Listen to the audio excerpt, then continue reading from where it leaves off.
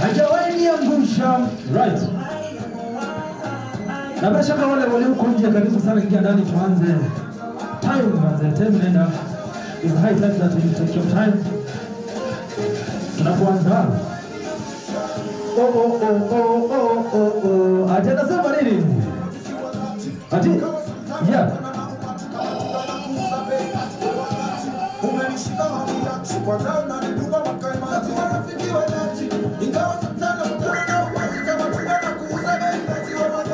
Na kama utapata chakula chako, hakikisha kwamba unapata chakula pale nje.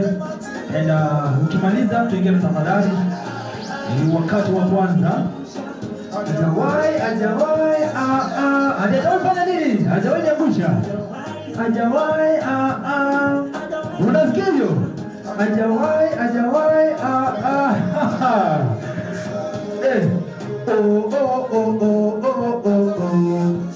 Ati sikia? Tangu nizaliwa wapi? Ongwaro. Ati nini? Huyu kijana wa Kayole. Kole. Twende sasa.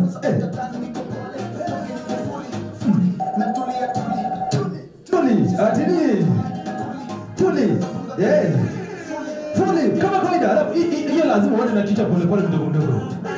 Hajawahi niangusha. Hajawahi niangusha.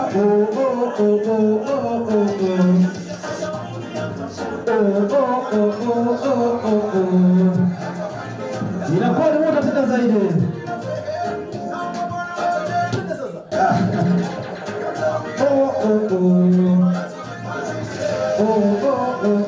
Tena sasa kidogo.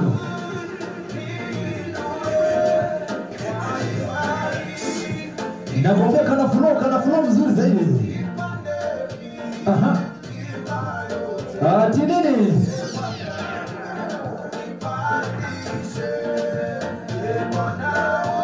Ati bwana? Inakuwa namna gani?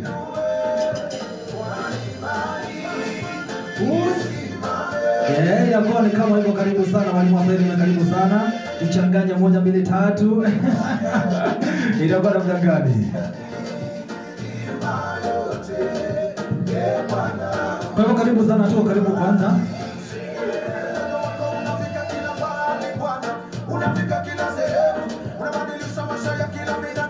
Alright, karibu sana tunapoanza mambo.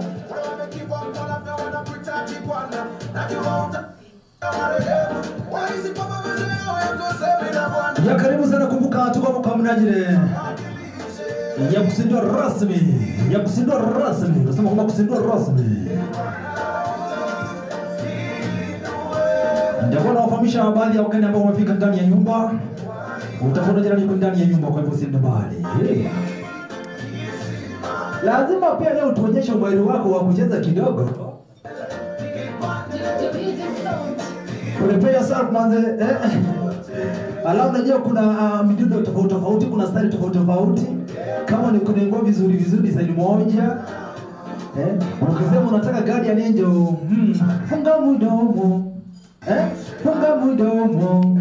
Kuna vitu vingine hivi vya kutangaza. Unavyofunguka roho naona itakuumiza. Kwa hiyo vitu vingine unaposema juu unamsema kwa nani? Inabidi tu tulia, alafu kusepa manako unaondoka. Kwa hiyo unakwambia vitu vingine funga tu mdomo. Maneno mengine si ya kusema kwa kila mtu. Unayemdhani kwa rafiki yako basi sie. Umdhanie ndiye sie na umdhanie sie ndiye. Kwa hiyo maneno mengine tu unasema kidogo alafu unafanya nini? Alafu unatulia na mengine pole tu. Usifunge kwa rafiki yako kadhaa na umfahamisha kila kitu, lakini mengine unatulia nayo. Unavyofunguka roho basi itakuumiza baadaye. Vitu zingine ni vya kunyamaza, vitu zingine za kutulia tu. Funga mdomo. Sikia namna gani? Inakuwa ni introduction katika awamu ya kwanza. Ni kwanza tunaanza rasmi. Kwa hiyo vile tunaomba kwamba karibu sana, ingia ndani ya nyumba kwenye mjengo tufanye mambo. Wageni wetu ndio wanafahamisha baadaye nani wako ndani ya nyumba, nani wako njiani wanafika kwa muda usio mrefu. aliye ndani ya wasa kwenda kufahamisha na kutambulisha rasmi. Unapoanza chakula chao kidogo, unajua unatingiza kichwa kidogo hivi. Unasema mambo yako shwari, mambo yako sawa. Kama utapata choice mazee, kikombe chako vizuri tena zaidi. Alafu ukipata sitaki kusema nini.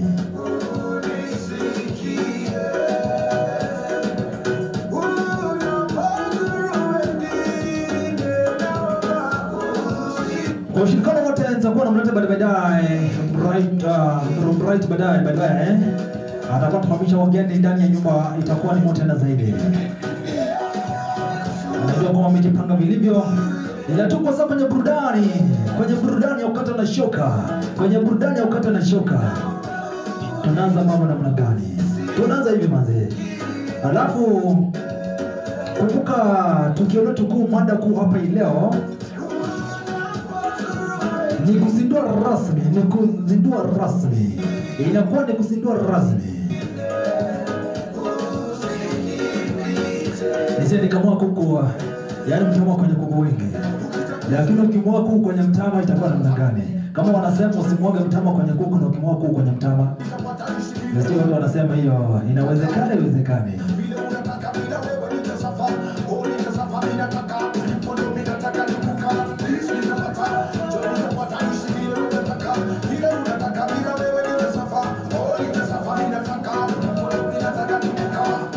Wewe nikiomba walio nje tafadhali mwingie ndani. Na watulie na chakula tuhakikishe angalau tuharakishe kidogo tu, kwa sababu muda unayoyoma. Time is not on our side, kwa mnajili kwa misingi ya kuokoa muda. Kama utapata chakula, hakikisha kwamba umeshapata chakula chako.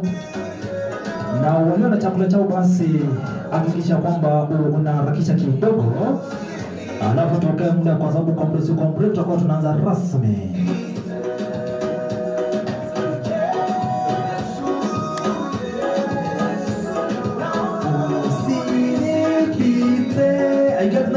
Sikia hiyo. Suru wengine, unapaswa wengine usinipite. Inakuwa gospel time, kwa kusema kwamba tuko ndani ya mjengo kwa njia moja au nyingine. Ni njia moja safi kabisa ya kukaribisha wadau wetu, wageni wetu wa siku ya leo. Baada ya ushafika ndani ya nyumba, nitakuwa nakufahamisha ni nani yuko ndani ya mjengo, nani yuko njiani kufika ndani ya mjengo. Mambo itakuwa shwari kabisa bwana.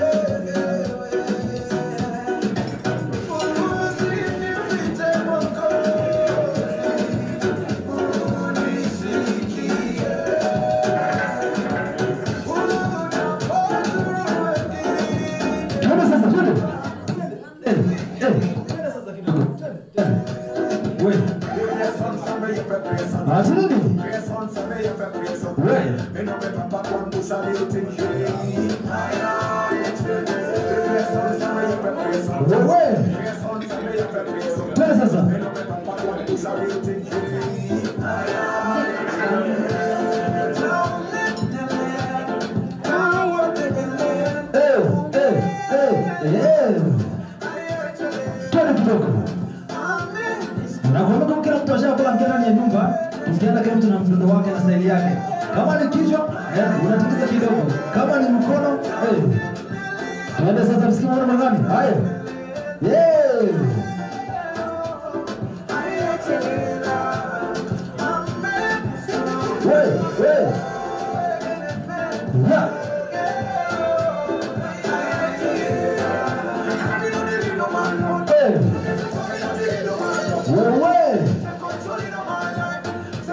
Controlling my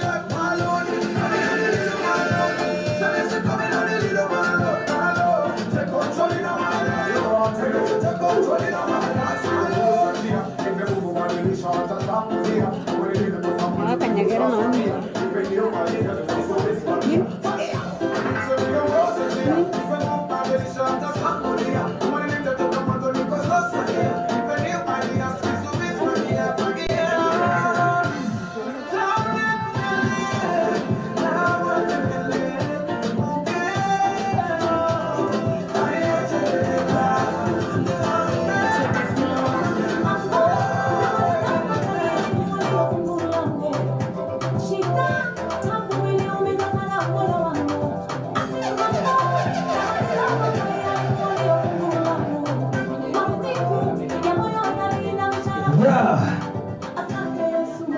Ati nakushukuru we. Ati nini?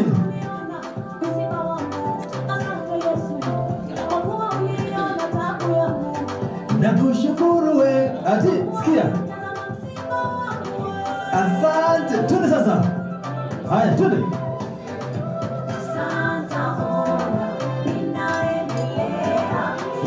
Walionicheka. Ati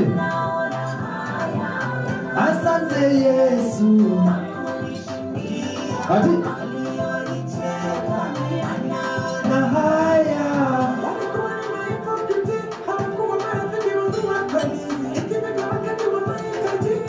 nataka sikia ujumbe. Na Rosi Mwanda wewe. Sikia sasa. Ati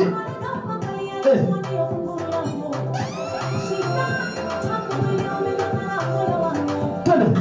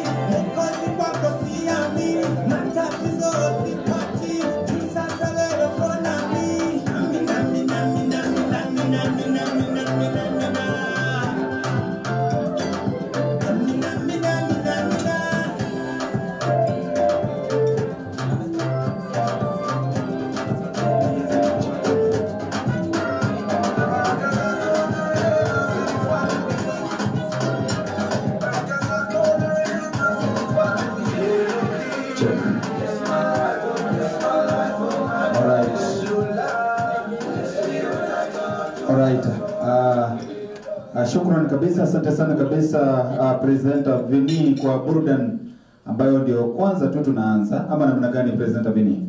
Inakuwa ndio fungua kazi awamu ya kwanza. Ndio tunaanza na kwambia burudani ya kwanza na shoka.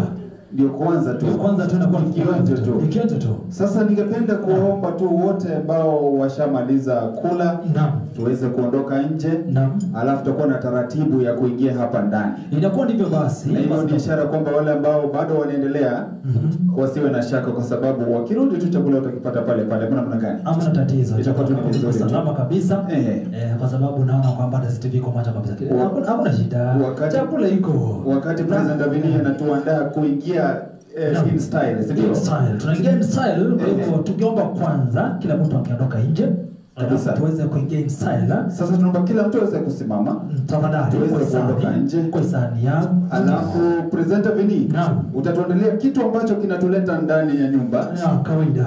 Kwa hivyo tunapoondoka alafu tutaandaa chinzi ambayo tutaingia kabisa. Na wale ambao wanaandaa chakula chao kiko salama kabisa.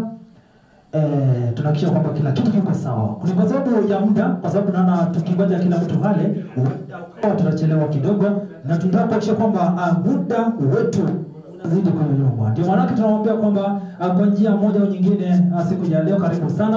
Kwa hivyo tutakuwa tunaingia kwa njia moja maridadi, na kwa njia hii tunataka kufungua fursa hii, tunataka kufungua na tunataka kwanza, na tunapoanza tunaanza na wimbo wa taifa. Tutaingia katika East Africa Anthem tunapoingia ndani. Na bila shaka kumbuka kwamba hapo nje ya mlango utahakikisha kwamba una kitabu chako rasmi ili kiweze kukuruhusu uweze kuingia ndani ya mjengo. Kwa sasa niko karibu kufungua kazi, na utahakikisha kwamba tunaingia in style, na tunaingia na wimbo wa taifa ambao utakuwa unaturuhusu tuingie ndani. Na wimbo wa taifa ndio tutafungua kazi, na tunapoingia itakuwa ni njia moja ya kukaribisha na kuanza. Na baadaye tutakuwa tunaingia kwenye maombi, alafu tutakuwa tunafungua njia hii. Na kwa usalama kabisa Brian, kwa hivyo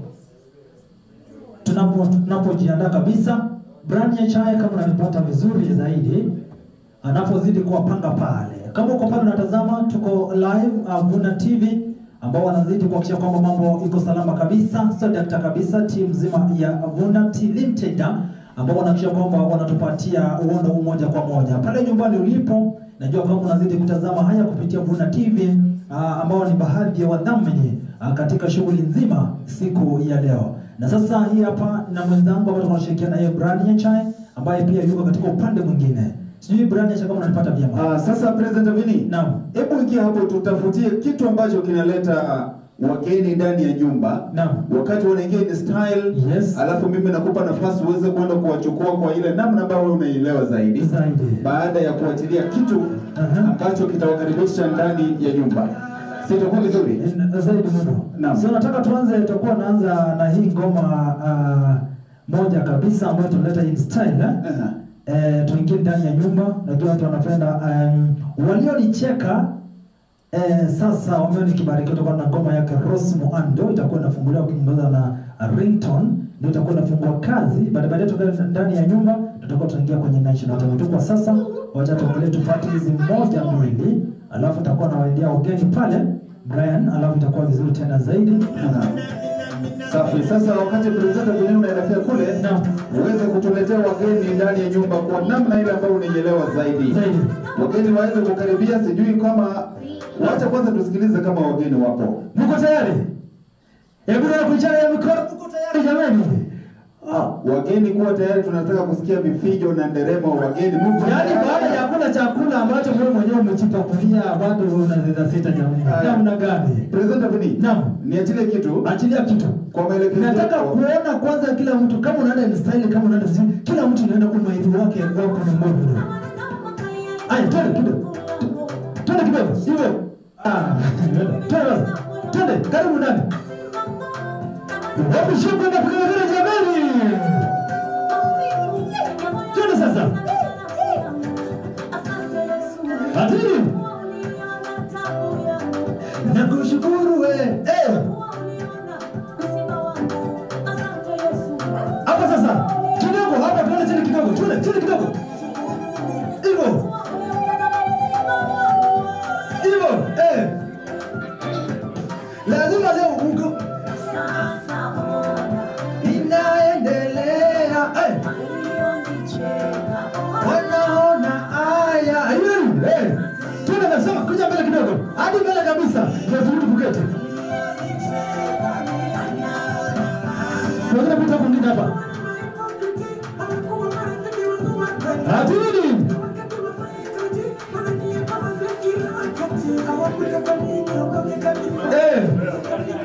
Tuone hivi kidogo.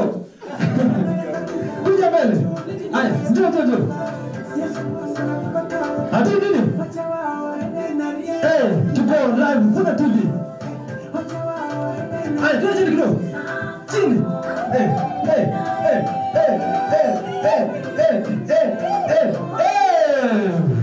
Njoo mbele kidogo sasa.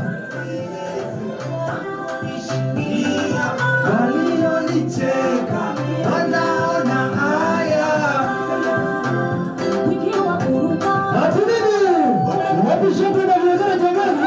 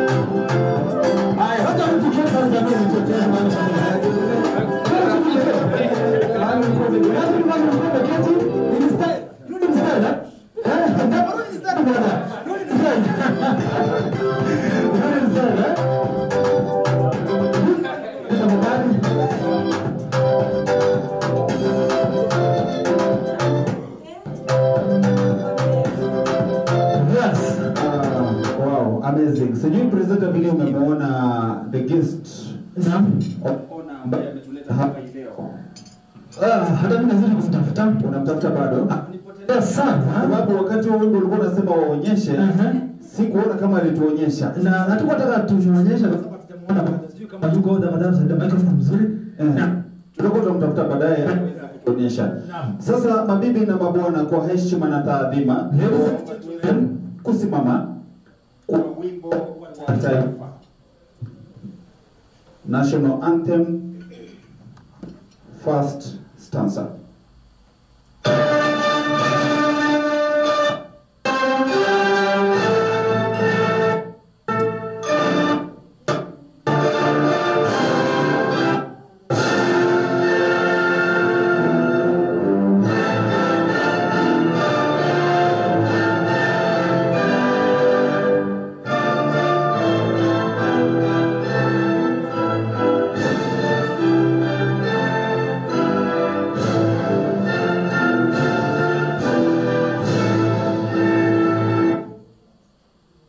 East African Anthem. Utaomba ulilinde Jumuiya Afrika Mashariki, tuwezeshe kuishi kwa amani, tutimize na malengo yetu. Jumuiya yetu sote tuilinde, tuwajibike, tuimarike. Umoja wetu ni nguzo yetu, idumu jumuiya yetu. Shukran. Sasa ningeomba nyote tuweze kuketi baada ya wimbo huo wa East African Anthem. Naam. Alafu tena nimekuja kujua kwamba East African Anthem iko na shida. Sio mimi na mimi. Nilikuwa nadhani unashika na hii wimbo kila na watu wengi hapa ni shida. Naam. Ukiambia watu wimbo ili kitu kimazeno ni shida. Wakati Fundo Vitamba akiendelea kutuangalia microphone. Naam. Sijui kama watu wanajua tuko wapi. Baadhi ya wengi hawajui. Waeleze tuko wapi. Sijui nieleze watu kwa nyumbani ama nieleze nani? Hata hao wako hapa sijui kama wanafahamu tuko wapi. Lakini sijui kama kwa sababu nyuso hazionyeshi kwamba tunajua tuko mahali gani. Ama tuangaze juice. Ni kama kuna shida. Ni kama kuna shida kidogo. Tutangaza juice ndio watu wachangamke. Kwa sababu umetulia sana. Watu wametulia sana. Sijui namna gani. President Vini. Naam. Hapa wanasema ni ile jina inaitwa namna gani? Hiyo unajua. Vipi? Inabidi uweze kutamka njugu moja baada ya nyingine uweze kutamka ile jina. Njugu Kempiski. Villa Rosa. Villa Rosa. Where elegance meets opportunity. Definitely. Unasikia hiyo maneno? Sasa ningependa yule ambaye umeketi naye karibu. Yes. Mwambie karibu Villa Rosa. Mwambie rafiki yako, mwambie. Karibu Kempiski. Karibu, okay. Unajua Kempiski ni rahisi. Where elegance meets opportunity. Mwambie hivyo. Yes. Kuna jamaa huko unajua anaitwa Kibati. Mimi sijasikia kama amesema Kibati. Mwambie karibu Kempiski. Where elegance meets opportunity.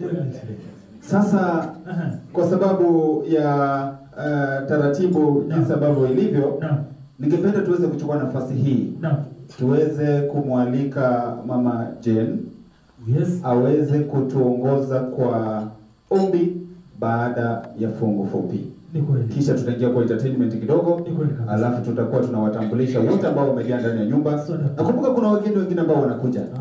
Nafahamishwa kwamba ndege imeondoka takriban dakika 30 zilizopita kutoka kule Ujerumani. Na itakuwa inafika hapo kwa mgeni wa heshima atakuwa anatua hapa muda si muda. Mgeni mtarajiwa. Lakini kwa heshima sasa nimwalike Mama Jane aweze kuja hapa. Kwa kweli ili atuongoze katika fungu fupi. Ni kweli. Kisha aweke dua tunapoanza rasmi shughuli hii ya leo. Wapi makofi ya kukaribisha Mama Jane jamani? Wapi makofi jamani? Wapi makofi?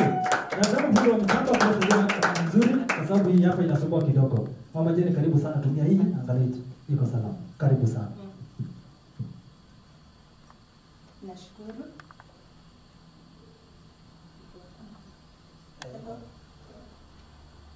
Iko salama. Nakatama. Check. Nashukuru kila mmoja. Nashukuru kwa wakati huu na ninakaribisha kila mmoja na kusema asante kwa kufika. So tunashukuru Mungu kwanza maana ametuwezesha tulifika wakati huu.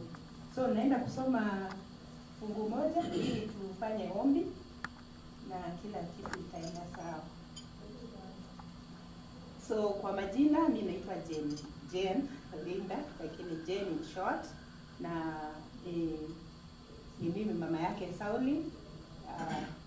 So tuungane pamoja kwa kusoma neno. Tufungue Proverbs 16:1 naweza enda mpaka 3. Tuko pamoja. So inasoma hivi, ama kuna mmoja anaweza nisomea mwenye amefungua? Kuna mmoja ama nisome? Okay, sawa. Acha nisome. We may make our plans, but God has the last word. You may think everything you do is right, but the Lord judges your motives. Ask the Lord to bless your plans, and you will be successful in carrying them out. So tukifika wakati huu yenyewe tumesoma neno ya kuwa Mungu hata anataka tuweke plan zetu kwa mikono yake. In everything we do, we commit unto the Lord so that anaweza execute in everything we want to do. So today we are here, so we are going to commit all our plans unto God so that He can execute and so that everything may go well with us. So I'm going to say a prayer and I request each and everyone to stand respecting God so that we can pray. Let's pray. Our dear and loving Father, God in heaven, we come unto you this afternoon, Lord. We come unto you as your children. We pray, O Lord, that every sin we committed, you may forgive us. We prayed your word in Proverbs, Lord, 16, that we commit all our plans unto you, God, so that you can execute them for us. We pray for your Holy Spirit. We pray for your angels to come around us here in this room, to come and minister for us, O Lord. We pray for your Holy Spirit, O Lord. We pray for each and everyone who has come here, that you may bless each and everyone, O Lord. Bless us, O Lord. Now we pray for those who are coming, Lord, that you may bring them safely, Lord, and they may reach here. We may get what we've come for, Lord, as you help us, O Lord. Now we bring each and everyone unto your able hands, O Lord. We bring our plans unto your able hands, O Lord. So execute for us. Thank you, Lord, because you've done it. Thank you because you love us. And thank you, Lord, because you've answered our prayer, because it is your will that you do, O Lord. We pray all this believing in the mighty name of Jesus Christ, our Lord and Savior. Amen.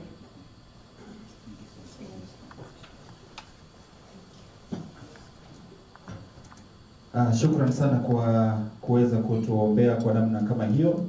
Na mabibi na mabwana, ningependa kwamba tuweze kumpongeza mama kwa kuweza kutuombea kwa namna hiyo. 1, 2, 3. Okay, tupige zile za nyayo. 1, 2, 3. Tena. Funga. Asante. Shukran sana. Kabla tuweze kufahamu nani ambaye amefika ndani ya nyumba, kwa muda huu sasa ningependa kumkaribisha mwenzangu. Sijui kama ulikuwa umejitambulisha. Sisi tulikuwa tumejitambulisha, si ndio? Kweli. Wasije wakashangaa nani hao wanazungumza. Ni kweli. Uweze kujitambulisha vizuri, wewe ni nani? Naam. Basi wacha nichukue fursa hii niweze kusema langu jina kamili. Mimi naitwa Vincent Onyancha. Lakini kikazi naitwa Presenter Vini. Nafanya kazi na Kisii TV katika maeneo ya Kisii kama Nyuzanga. Safi. Naam. Asante sana kabisa Presenter Vini. Nami naitwa Bro Bright kutoka Radio Vuna. Sema Bro Bright.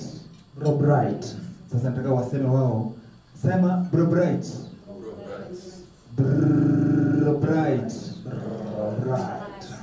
Hayo watu wako njaa hapa kweli. Kuna mtu ambaye jamani, acha tu hawa wakichangamka kidogo huko kwenye ninatoka Presenter Vini.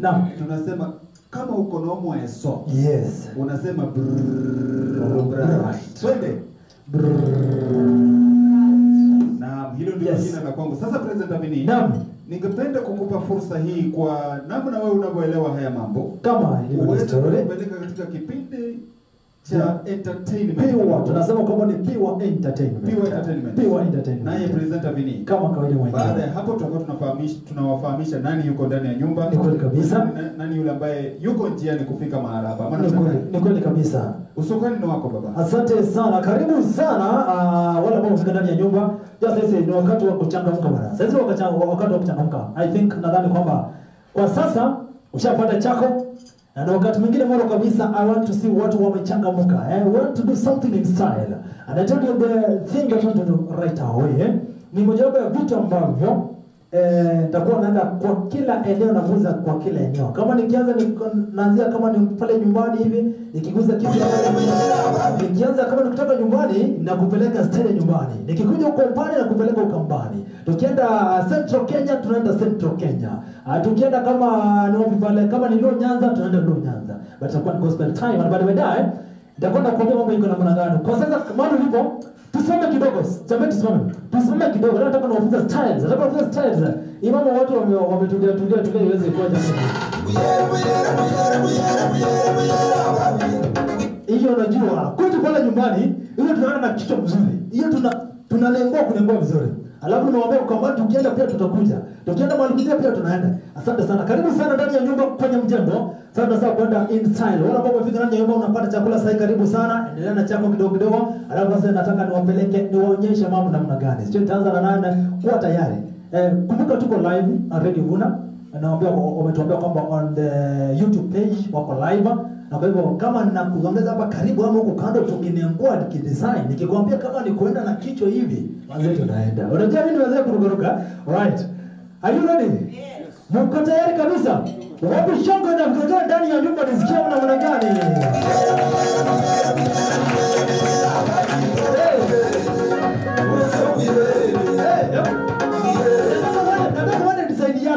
Design yako, wacha kufuata ana design yako, inataka uchiachilie, Sio ndani yake.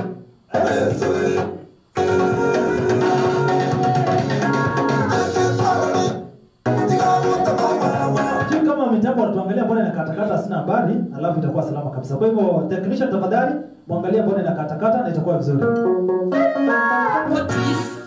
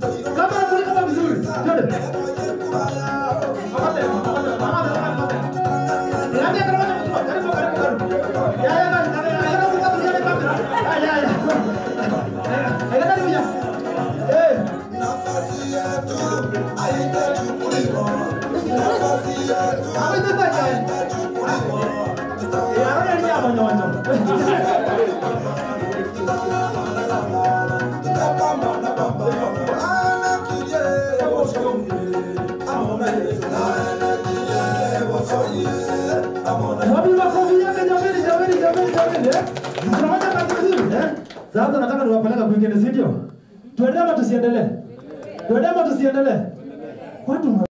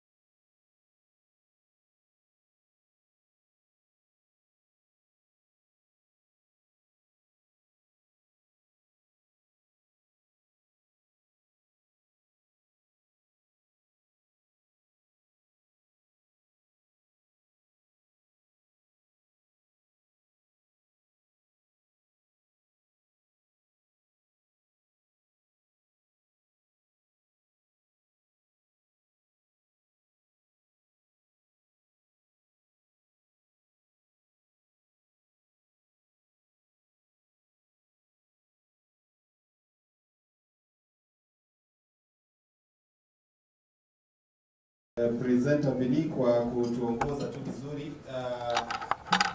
katika hafla hiyo ya entertainment. Bado tutazidi kuwa entertain kadri muda unavyosonga, lakini kwa sababu ya taratibu ya program ya leo ningependa sasa tuweze kuchukua fursa hii kufahamiana nani wale ambao wamefika ndani ya nyumba. Tunajua kwamba kuna wageni wengine ambao tunawasubiri waweze kufika hapa, lakini wale ambao wameshafika ni vizuri uweze kumfahamu anayeketi kando yako ni nani. Katika awamu ya kwanza ya introduction ningependa tufanye random introduction according to the tables. Unasema jina lako wewe ni nani na uhusiano wako na hafla ya leo ni upi. Itakuwa vizuri tu, alafu baadaye tutakuwa na structured dialogues kulingana na vikundi tofauti tofauti kama jinsi umeweza kuwasili. Lakini sasa random introduction tuweze kufahamu nani yuko ndani ya nyumba according to the tables. Ningependa uweze kuanzia table, unachukua microphone, unaambia jina, unatoka wapi, uhusiano wako na hafla ya leo ni upi, na kuwa huru. Ukipenda kuzungumza Kiingereza, watazungumza Kiingereza. Ukipenda Kiswahili, utazungumza. Ukipenda kuzungumza gani tena? Kifaransa sasa unaelewa zaidi. Utazungumza. Nafasi ni yenu sasa. Na usichanganye kwa ndio sasa. Good afternoon.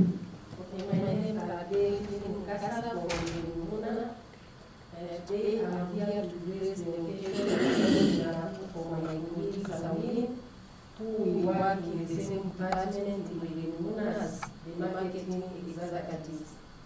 I really feel grateful. Thank you all for coming, and I pray that we continue getting the kind of this gesture. Thank you. Kabisa, wapi makofi ya Delphine tafadhali. Asante sana kabisa Delphine Mokasa. Salama. So mimi naitwa Timothy Ondari, lakini kwa jina la mtandao naitwa Almond. So mimi nafanyanga mambo ya digital marketing. Yes. Social media platforms kama uko na picha zako pale hazisongi na kumanage pia mambo ya social media. Yes. So niko hapa kwa my boss, mimi pia wa Mawajiri African Talent Academy. Mahali pia tuna support talents na make sure na connect talent yako na diaspora. Yeah. Thank you. Hapo kwa diaspora ni vizuri sana. Asante sana. Wapi makofi ya Almond? Asante sana. Umesema Timothy. Lakini jina la Almond. Almond Okay. Na umesikia umesema la pili ilikuwa gani? Timothy nani? Ondari.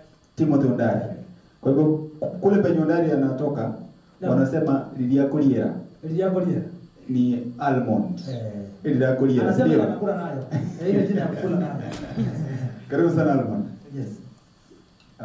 I greet you all. Naomba usimame ndio kama nikukumulika. Unajua wani handsome lazima kama nakumulika. Yes, I'm Conrad Ngwesi. I'm an award-winning graphic designer. That's my profession. Wow, that is where you are supposed to clap. Award-winning. Yes. Basically, I think I can see familiar faces around, so I'm not in the wrong place. Yeah, Samlin was my former boss, so I'm at home. All these are my former colleagues, current colleague there. Yeah, so thank you so much. Hata mimi nataja. Nimesema former colleagues. Unajua umepoint wapi? Yes, and Vincent Onyancha was my former colleague. Yes, yes. Thank you. Wow. Karibu sana, makofi yake tafadhali. Makofi yake jamani. Hello everyone. Hello. Yeah, my name is Demo Steven. My brand name is Captain 001, and I am a founder of a media and PR consultancy. It's known as Captain 001 Media and PR Consultancy. I am also a journalist by profession, especially specialized in matters of sports journalism. And equally, I'm happy being here. We'll interact and share more. Thank you. Welcome. Makofi yake jamani. Asante sana kabisa Captain 001. Karibu sana Kempiski. Karibu sana katika hafla hii. Na alikuwa amesema atakuja na ndio amekuja. Na amefika. Naam. Hello, good afternoon. Good afternoon to you. Yes, my name is John Kebati. I come from Soko TV and also Endo Media. Sauli tulikuwa tunafanya naye kazi Dizi TV kitambo. Yes. So tulikuwa hivi kama marafiki, former colleagues, ndio tumekuja kumsupport. So asante sana, tuko hapa. Asante sana. Soko TV au makofi ya Soko TV. Sauti nzito sana. Huyu anaitwa John Kebati. Hamjapiga makofi mazuri. Wapi makofi yake John Kebati? Right. Yes, praise God. Amen.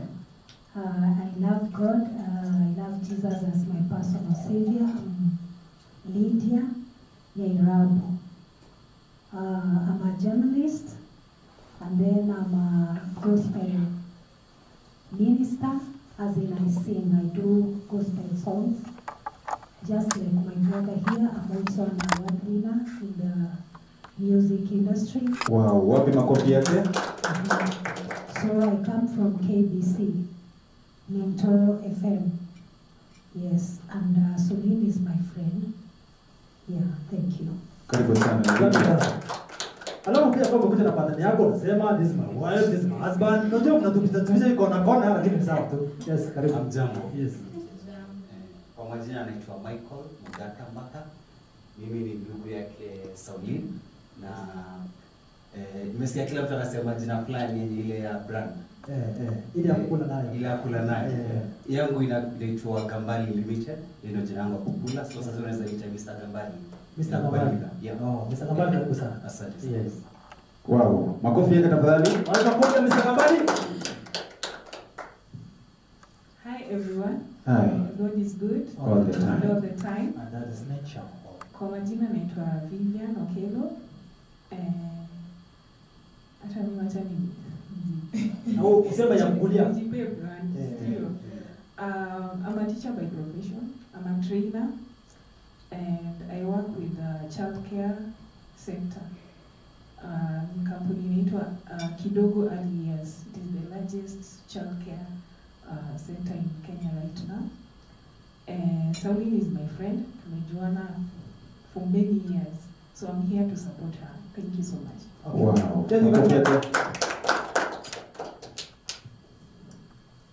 Hello. Hello. Yes. I'm Sarah Waka. Saulin is my eldest sister. So I'm happy to be here. Profession-wise, I'm a hotelier by profession, but today we're here to celebrate Saulin, so we'll talk more. Thank you. Right. Praise God. Amen. Tumsifu Yesu Kristo. Milele daima. Okay, my name is Jane Leonard. I'm a Jane in short. Yes. I work with Freedom. Saulin is my daughter, my firstborn daughter. So I'm happy and grateful for what. Thank you so much. So the all right. Good evening. Good evening to you. My name is Albert Mwencha. I'm here to honor an invite by Stephen Demo, and most importantly, the reason why Stephen Demo invited me is because I'm a lover of books. Right. So be assured that I'll buy a book. Wow. So unfortunately, I'm not from the media space. No problem. I'm in the finance space. I work for Equity Bank, and Asante kwa kuniinvite. Hata kwanza watu kama tunataka kukuja. Tunafanya vizuri kukuja from Equity Bank. Kabisa. Unajua watu pesa iko hapa. Pesa muhimu. Umesikia atanunua kitabu na anasema atanunulia ndemo. Sio umesema hivyo? Sio vitabu mbili.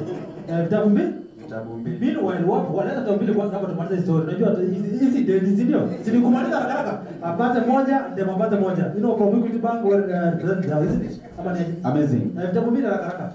Yes. Unataka kumleta nani? Yeah. Unataka kumleta mtu mwingine? Ni hizo mbili kwanza. Wapi makofi yake jamani? Yes. Thank you very much. Apate vitabu mbili hapo. Karibu sana mami. Yes. Hello everyone. Hello. My name is Edna Gideon. Yes. Saulin is my friend. We have been friends for very many years. We schooled together, and I'm happy for attending this occasion. Let us all support her, and we pray that after this we are going to connect, get to know each other more, and the connections will just be connections, and more connections. And the connections. Thank you. Yes, very good.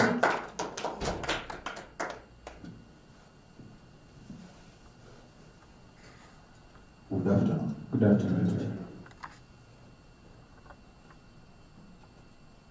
So my wife tells me, she's my wife, she tells me a few days back that a friend of hers, who she has been describing for so many years, but I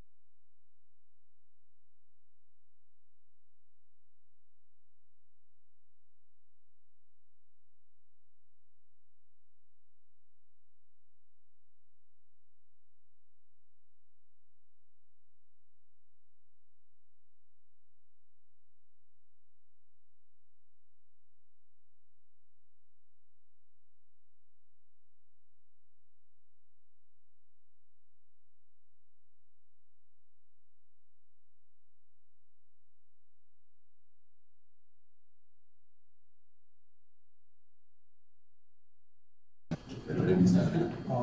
Yes. The first one tulifunga. Ikafungwa pia. Uganda ingine ikafungwa. Ingine pia ndio ilifungwa. In fact, as I'm coming this afternoon with a taxi coming, a colleague calls me, I didn't tell my wife. He tells me, hey bro, general manager has called me, he has told us not to report on Monday and Tuesday.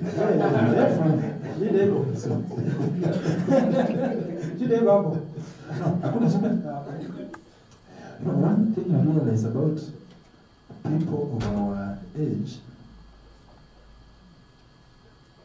job loss or closing of a workplace, it never kills your spirit. We're tough, we're not like our parents. I did our staff as well. You know, Linda just resigned and we met on the street and she told me, you see, I'm selling insurance policies. I was like, Linda, you had a big job. You were a senior accountant. Amongst the best paid in the office. So, among the older generation, she has the strongest spirit of the people I know, the most resilient. So, Salim, the day is yours. We celebrate you. Thank you very much. Wow, wapi makofi yake tafadhali? Wacha kona, alafu tena kitu uzuri, walisoma na Lydia, sawa? Yes. Tulisoma naye. But I've asked Lydia, can you show us one of your schoolmates mlisoma naye all these years? Leo umepata. Hata sasa naamini kwamba she went to school. Akaanza hizo unajua unafanya na mtu kazi, hujasikia tunaenda event, tunaenda function, shida kupata classmate, kupata schoolmate.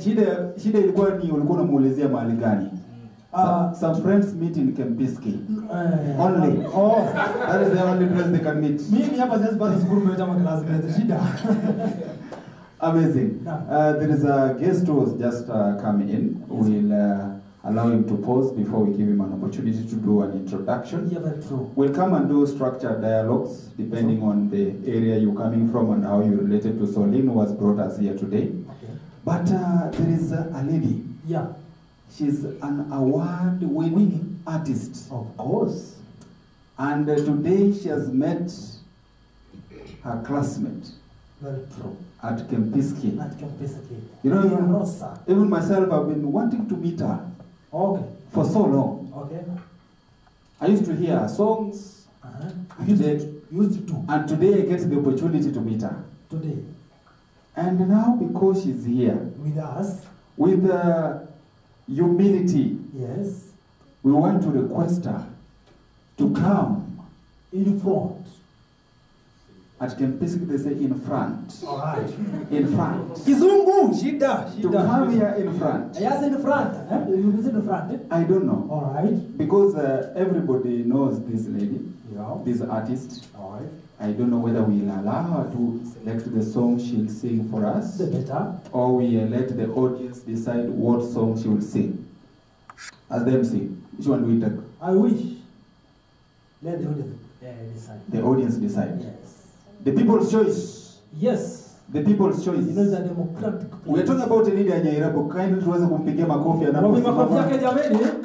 And by the way, jana namjua, wacha tunapocheza mkono. Wanda kwa tunasema wacha wewe wimbo na labda hujui. Shida ameshasimama wamejua ni yeye. Wajua ni yeye. Haya, wimbo ni gani mngependa aweze kuimba? Nyimbo ni nyingi tu. Ama wewe ungependa wimbo upi? Nyimbo nyingi sana. Mimi ningependa aimbe Ekenyambi. Ekenyambi. Don't know why Ekenyambi, but then kama Ekenyambi. Ekenyambi. Nani aelewa Ekenyambi ni nini? Mweleze nani aelewa? Eleza ni namba nini? Ekenyambi. Ekenyambi. Sasa wale ambao waelewe kwa kwetu You know, Captain 001 went to the group of schools. Yes. Just giving the microphone to explain in group of schools English. Na pia tuambie kwa Kiswahili. What is Ekenyambi? Kwa sababu hiyo kitu kinasumbua sana. Saseni. Wanasema nilienda group of schools sijui, lakini wakisema Ekenyambi, for those who don't understand the Ekebusi dialect, ideally it's the weeds. So being that she's a gospel singer, what I expect, because I've not heard the song before, is that there's that parable of the farmer who planted, then the weeds came in between. It's a concept around there, so that's what I expect when I hear Ekenyambi. Okay. So, leader, you have a challenge. If the song is not according to the expectations, you will need to do a new piece today. Anyway, let's give her the opportunity so that she can sing for us the song, and again we'll give her. Something? Yes. Okay, you know I was in Kisii and we were in a crusade. So when we were in a crusade, we were passing through some ways which were up and down, and somehow some of our neighbors were falling down because they were coming from different communities. It was a new place. So when I was looking at how people were digging, we were in a place where there were so many shambas and people were planting, some were doing other things here and there. And then when I was trying to look around, I saw people uprooting weeds from the ground, and some of them were so busy dealing with cows here and there. Mnaelewa zile dume ambazo zinalima, alafu wamama wanatoa the wheat from the ground, ngano, watu wanaendelea kufanya kazi hapa na pale. And then I asked myself, you know, human beings, we are like weeds. Because when we sin, the sin goes deep and we become people who sometimes don't even listen to the voice of God. So that is how that song came, because when you look at the weeds and when you look at the way people sin, and then when you sin, this sin goes deeper and deeper into your soul. The only way it can be taken away is by the blood of Jesus. So the blood of Jesus comes and takes away the sin. The same way the weed is so deep into the soil, that is the same way the blood of Jesus enters deep, and then you are set free. That is how the song came out. Wow, that is where you are So supposed it to was say right. amen. Amen. Amen. Amen. I want you to say amen. Hebu semeni amen jamani. Amen. All right. So I can do the song. Yes. What do we do when we're facing the world's toughest challenges? We keep going.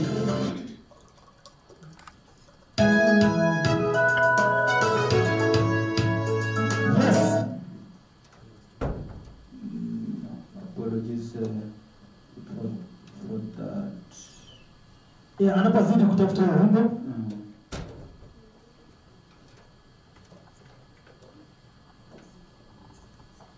That was still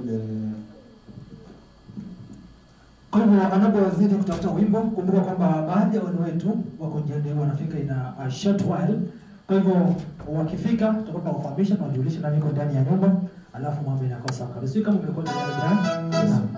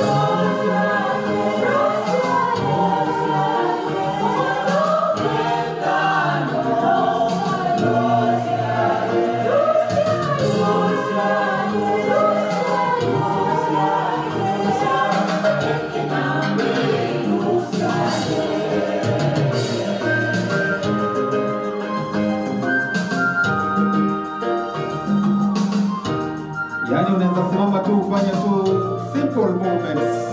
Unaweza simama tu mahali ulipo uweze kufanya tu simple movements kama hii.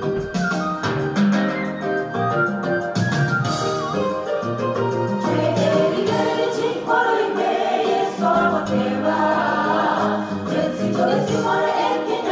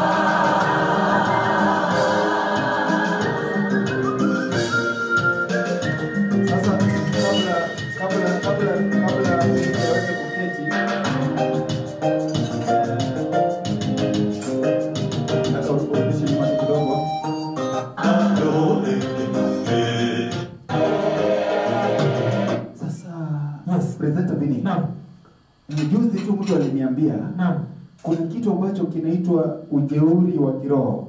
Ujeuri wa kiroho. Sijui kama unaujua. Ujeuri wa kiroho. Ujeuri wa kiroho. Ni saa zile unasema watu waweze kusimama, alafu wanakosa kusimama. Bado wanakuangalia. Huo unaitwa ujeuri wa kiroho. Sasa jiuliza amekuwa amesema nini? Hapa Kempiski tunataka tupunguze ujeuri wa kiroho, sio? Sasa anapofanya hii last stanza ni kama umeona ujeuri wa kiroho.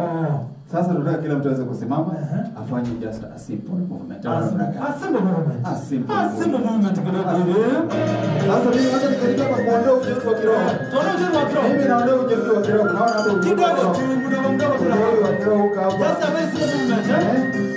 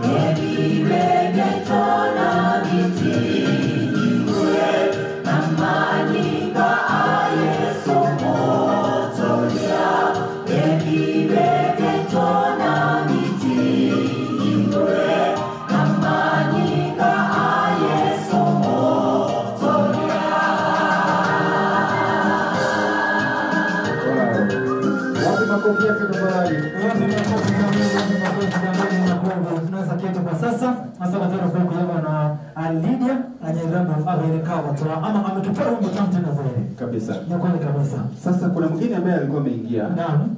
Sijaweza kumfahamu ni mgeni yupi. Naam, matumaini yetu kwamba tulikuwa tunafanya tu general introduction. Naam. General introduction. Kwa hivyo atapata nafasi tena ya kutambulishwa vizuri.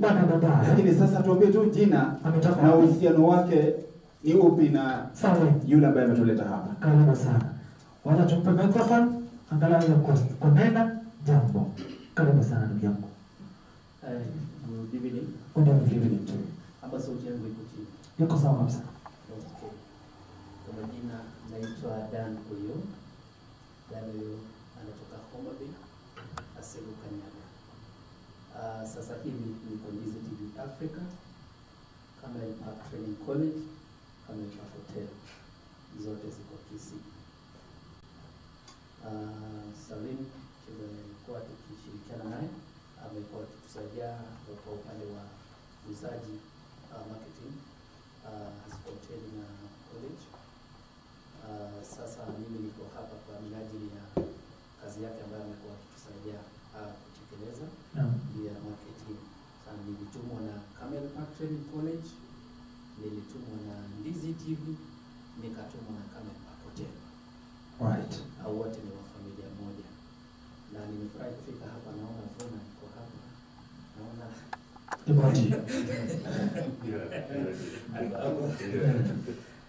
sasa nimefurahia kwa sababu mimi pia ni mmojawapo wale waandishi wa vitabu. Ya kwanza nitafika uwanjani Behind the Smile. Na mwaka uliopita niliwashiriki katika uzinduzi wa kitabu cha CEO wa Moika Awards, Moment of Inspirations Kenya Awards by Manase. That is Understanding Seasons. That was at Zetech University. And today again we are here with the financial empowerment. At least you mentioned to the university. Yes, continue. So I hope this is done, there will be time for me to come. Okay, thank you very much. As a journalist, we can talk until tomorrow. Okay, asante sana. Wako kwa yake jameni. Sijui niseme Joey ama okay. Sawa. Sasa President Bini, tungependa kuingia kwa zile structured dialogues.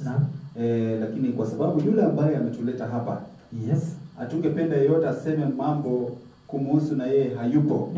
Wakati nakupa dakika tu chache hivi unapofanya mbili tatu, mimi nikimtafuta ili aweze kuja hapa asikie wananchi wanasema nini kumuhusu, si ndio? Itakuwa tu ni vizuri. Mimi nimekuacha na hii, wewe utaamua utafanya namna gani. Okay. And Maggie to sing. Yes. Mickey. Yes. Before. Wacha tuwafunze hivi.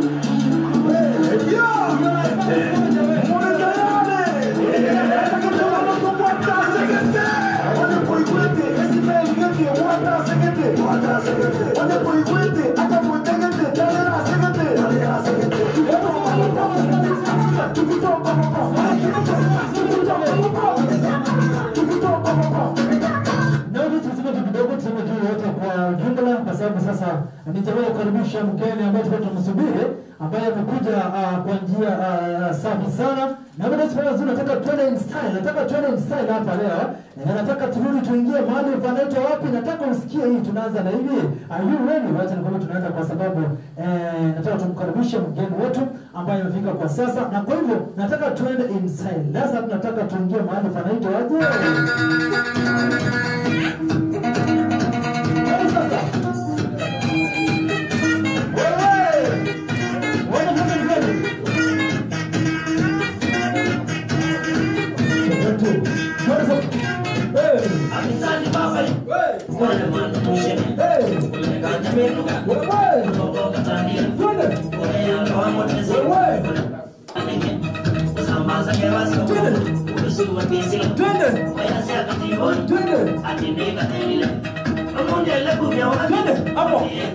Hapo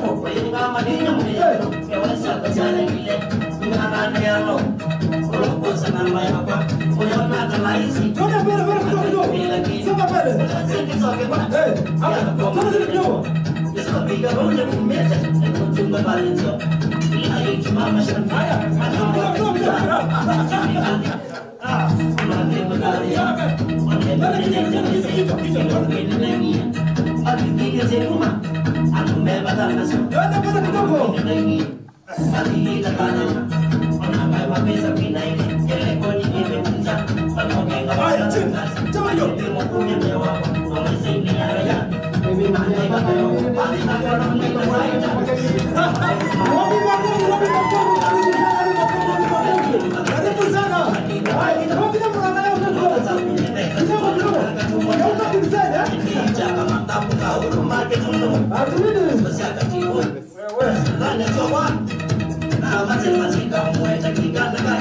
Alright, asante sana. Wapi makofi ya mgeni wote wamefika ndani ya nyumba? Wapi makofi jameni?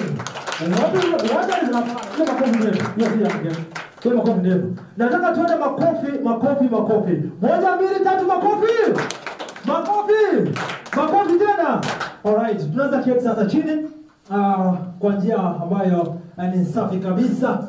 Kumbuka tunaendelea na wageni wetu washafika na bado kuna wengine wanakuja. Asante sana.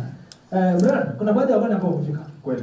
Kuna wanataka kuchukua fursa hii ili uweze kutuambia nani amefika ndani ya nyumba. Kabisa. Naam. Wakati unatupa kibao tu kidogo tu. Naam. Alafu niweze kuwatambulisha kidogo. Asante sana. Kwa hivyo tuendelee hivyo kwa njia hiyo maridadi, njia safi kabisa. Alafu nakuambia kwamba kuna wimbo hapa nataka niwaambie vile tunaenda. Kuna wimbo hapa ilikuwa imecheza na Brian, alikuwa anasema kuna hii wimbo nataka na najua hapa baadaye nataka niwafunze kitu moja hapa Hii wimbo inakuja inaingia hiyo wakati wanapojipanga. Utasimama mahali huko. Acha kwanza niwaambie. Hii inaenda hivi. Nataka niwafunze kitu leo. Najua ngono hii maneno hamtaki kuja lakini leo nitawafunza by force. Najua nitawafunza hii anakumbuka pale sana. Yaani kama unasikia kuna fulani zako ushike mahali, unashikilia mahali I invite the DJ. Tusimame juu wote. Tusimame juu. Na ushikilie mahali. Shika kama ni meza, kiti, anywhere. Simama na ushike mahali. Shika tu mahali. Shika mahali. Meza, kiti Na ukwenda position, mahali unaanza kurusha mkono. Unaona hivi? Aje kwa uwete, estadi gete, wata sigete. Aje kwa manya. Aje. Leo ya vijana mnalani. Haya. Shika mahali. Muone tayari. Tuko tayari. Asante. Mana kuiwete, estadi gete, wata sigete. Wata sigete. Aje kwa uwete, ata kwa gete. Dala sigete. Wata sigete.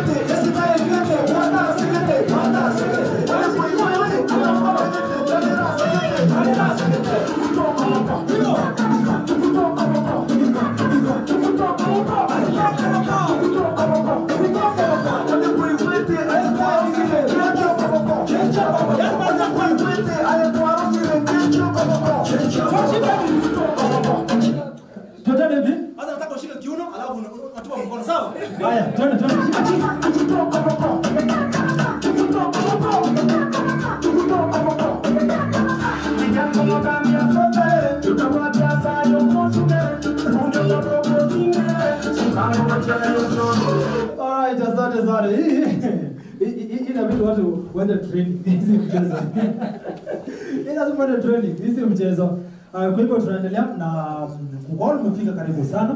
Tunaendelea katika awamu ya kwanza ambayo tuko introduction. Kwa hivyo nataka Brian uendelee katika kutuambia ndani ya nyumba. entertainment na vitu zingine bado tunaendelea, kwa hivyo karibu sana appropriate. Asante sana kabisa presenter Vini, na tumeweza kuwapokea wageni kadhaa ambao wameweza kufika, ambao tumekuwa tukiwasubiri. Na sasa mabibi na mabwana, ladies and gentlemen, in the house we have Dr. Ezekiel Mutua, MBS, the CEO of Music Copyright Society of Kenya. He's a trainee, started as a trainee reporter, went to be a sub-editor. He became the Secretary General of the Kenya Union of Journalists, Director of Information and Public Communications, Information Secretary. He has served in that capacity. He has served as CEO, KFCB, and so many other roles. This is a man of so many facets. And let's put our hands together as we welcome Dr. Ezekiel Mutua. Also in the house we have a very noble man amidst us. His name is Solomon Omboto. Solomon Omboto served for over 10 years, 11 years in the U.S. Army. He's the founder of Myogenic Africa Talent, and is a man also who is so passionate about matters leadership and talent development. Can let's put our hands together as we welcome Mr. Solomon Omboto. Also amidst us is Edna Nyaboke Kangwana. She has so many titles. She has served in the capacity of a county executive leader, CEC in the county government. She's a multi-award winning leadership and governance practitioner, and she's so many things that I cannot describe in a single statement. Can let's put our hands together for Edna Kangwana. Welcome so much our guests, and we so much honored to have you in this particular event as we honor our sister and daughter Solin Mbaka for this great milestone. Now at this particular moment, allow us to welcome different cadres of speakers, and quickly, because we want to give opportunity to our guests so we get to listen from them, I want to begin with the former colleagues of Solin Mbaka, with whom they've worked together for a period of time. And because we can't speak all of us, I'll give opportunity to two to speak. I'll start with Captain 001, then we'll have John Kebati to crown it in that particular cadre. Welcome Captain 001 as you can tell us.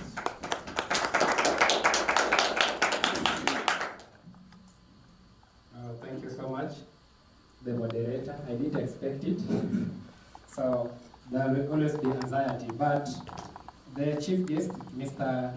Ezekiel Mutua, the colleague guests, Mr. Solomon from the Myogenic, a wonderful idea that we've seen the transformation it causes, especially in the Gusii region, to the able former CECM and multi-award, one of my mentors, that is Madam Edna Kangwana, to the main guest of the day, Madam Solin Mbaka, and all of us who we have one privilege, being friends in Saulin's big circle. I salute all of you. Good afternoon. Good afternoon. Good afternoon once again. Good afternoon. I'm so much humbled for the invitation and the chance, because we are in a country where we as the youths for long, we are misrepresented, or we never get a chance to share even such podiums. But being given this chance, it's chance for us also to tell our own story, because we are told that until the day the antelope will know how to write, will be given a chance to write its story, history will forever glorify the hunter. But today also as the youths, we're given a chance to share these spaces where we can tap in the mentorship of our seniors in the corporate world, especially Madam Solin, who is the chief guest. So I'm so much humbled. Equally, as a youth, I'm humbled by Mr. Ezekiel Mutua. You have set the bar so high, especially for us the youths, especially in guiding us in matters, talents, and whenever we go wrong, we've always been firm. I'm so privileged to be here today that Mr. Ezekiel Mutua is here to continue guiding us. We can appreciate him. Equally to appreciate Mr. Solomon. He has pioneered a wonderful idea in the Gusii region and Kenya at large, whereby many youths who do not have found platform. You've been in different places. You've been in different places, giving chance for youths to share platforms. I'm so much humbled. Continue with that spirit because you are giving us the alternative solution to the challenges we face today. To Madam Edna Kangwana, you've been wonderful and phenomenal, especially in setting the bar so high, especially we share constituency.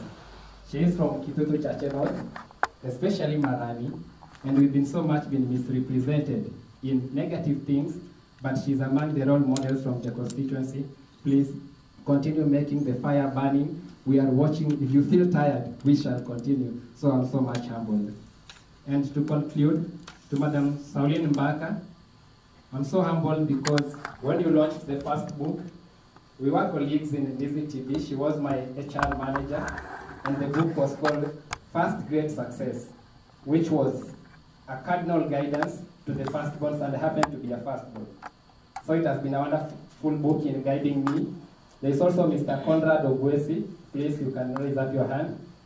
He's also a firstborn, and whenever we want to go astray, he always reminds me that we are firstborns. We have no excuse to fail. So thank you for the book for the First Grade Success. Equally, the first book you launched it in Kisii when I was in Ndizi TV. This year I migrated to Nairobi. Again, Nairobi has been the launch place of the second book. I believe next day if I migrate, you'll be launching your third book, and that's the hope I have for you. Lastly, to all of us who are present here, we are here because we believe in the value of friendship, and we also believe that a win by one of us shows that success is in the neighborhood. But more importantly, let it be a challenge that through the writing of this book, it's a challenge that whatever we've done in life, it's worth documenting. If it's not what we've done, then the expertise that we have. Through your HR skills, you've written a good book which is a guidance on matters finance. When you look at some of the best finance experts like Robert Kiyosaki, who is an economist, who's written the book Rich Dad, Poor Dad. One thing that he regrets is that the knowledge on financial literacy is not taught in schools, it's taught out here in life, and you have to pay for it. And therefore, by you writing more books, especially on financial literacy, you are helping and narrowing the gap which has made we, especially the third world countries, who the president says wants us to be like Singapore. I believe through books as this, one day we shall be the Singapore of Africa, and that's the hope that I do have.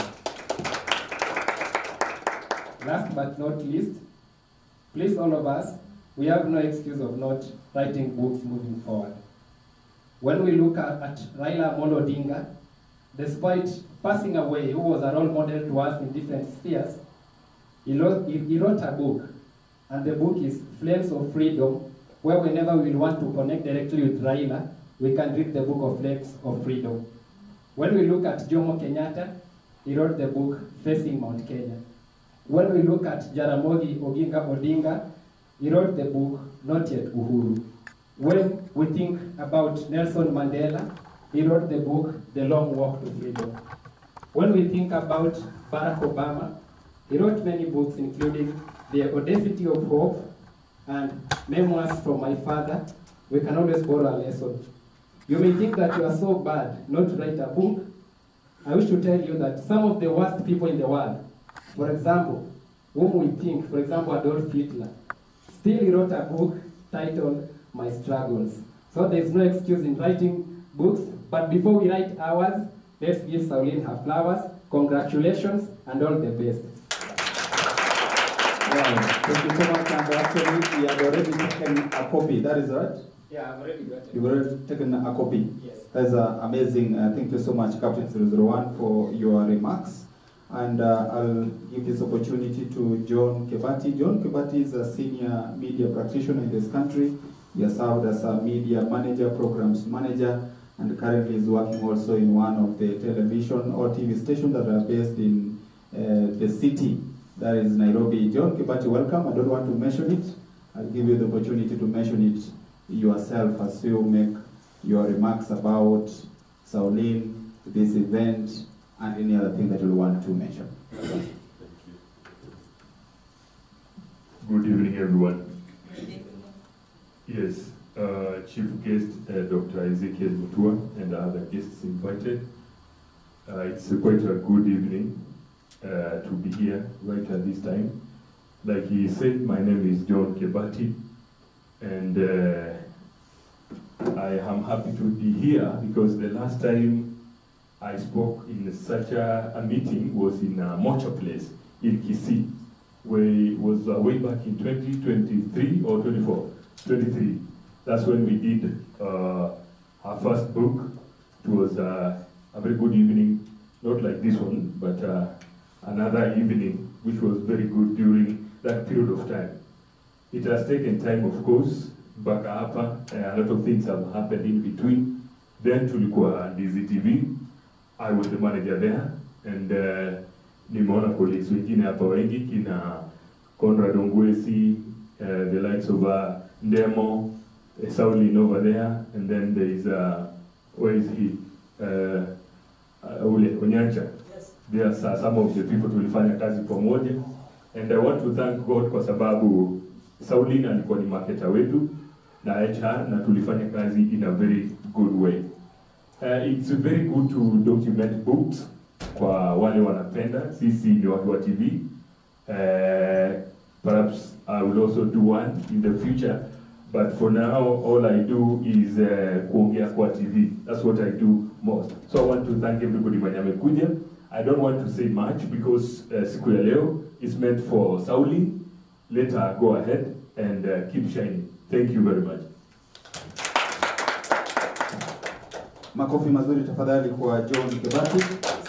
Asante sana kabisa John Kebati kwa mawazo hayo ambayo umeweza kuyaleta mbele yetu wakati huu. Wakati huu sasa ningependa kwa niaba ya wale ambao wanafanya kazi, those who are currently working with the Saulin in different areas, because it is quite wide and everyone may not get an opportunity to speak.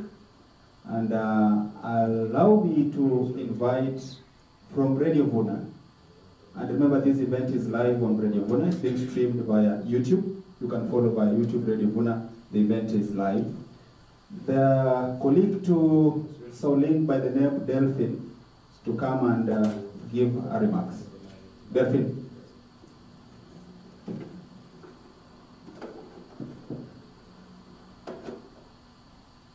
So after that category, we'll move to so many friends will come here. We'll give an opportunity to one to represent them. Then we'll move to family and we'll go to our guests. Wow, God is good all the time. I would have wished Saulin was here as I give her flowers. Okay. First of all, it's a great honor to be in this kind of setup. I've never imagined I'd share a sitting with Dr. Ezekiel Mutua.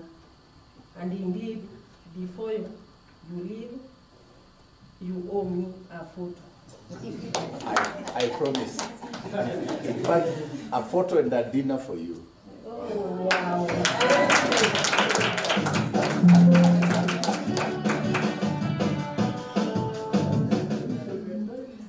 Sijui niimbe na sina sauti. Kuna wimbo moja huwa inaimba hivi. Mambo yabadilika. Mambo yabadilika. That's how happy I am today for my colleagues Saulin. Daktari naomba uimbe umeishiwa pawa.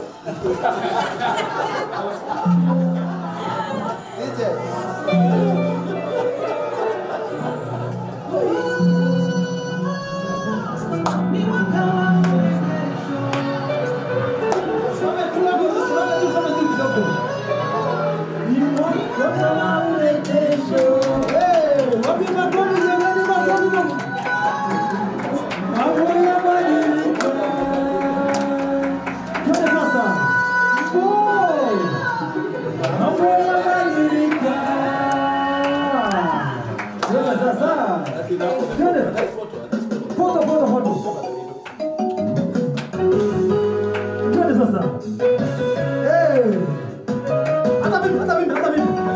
If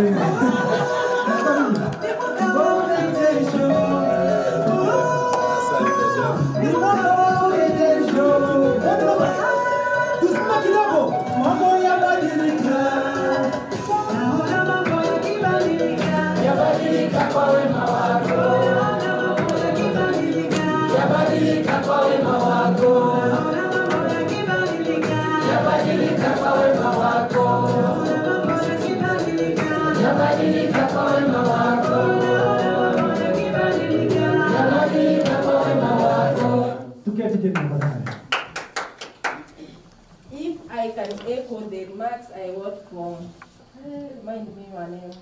Stephen. We have no, personally I feel I can write, but on a different perspective, maybe a creative writer. My name's Delphine Mukasa. Saulin is my colleague at Radio Vuna. We are the marketing executives. Her profession is human resource. I'm a journalist, the print media.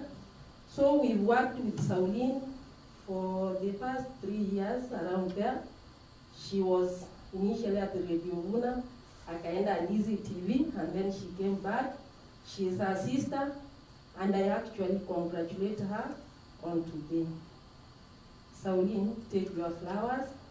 Let me clap for you till when I will be clapped upon.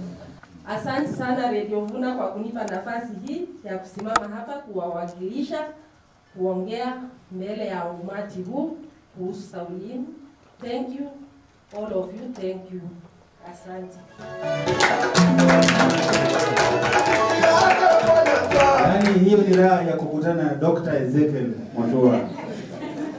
Amazing. Thank you so much, Delphine, for that remarks. Now, before I give opportunity to, on behalf of all the friends who've come here to congratulate Saulin for this great milestone, there is a message from the director, Kamel Park. Probably it will be an announcement that he's buying 20 books for everyone who is here. I don't know, I don't want to preempt what he wants to say, but I want to give opportunity to the representative who was sent by the director, Kamel Park, to come and give the message. Very welcome.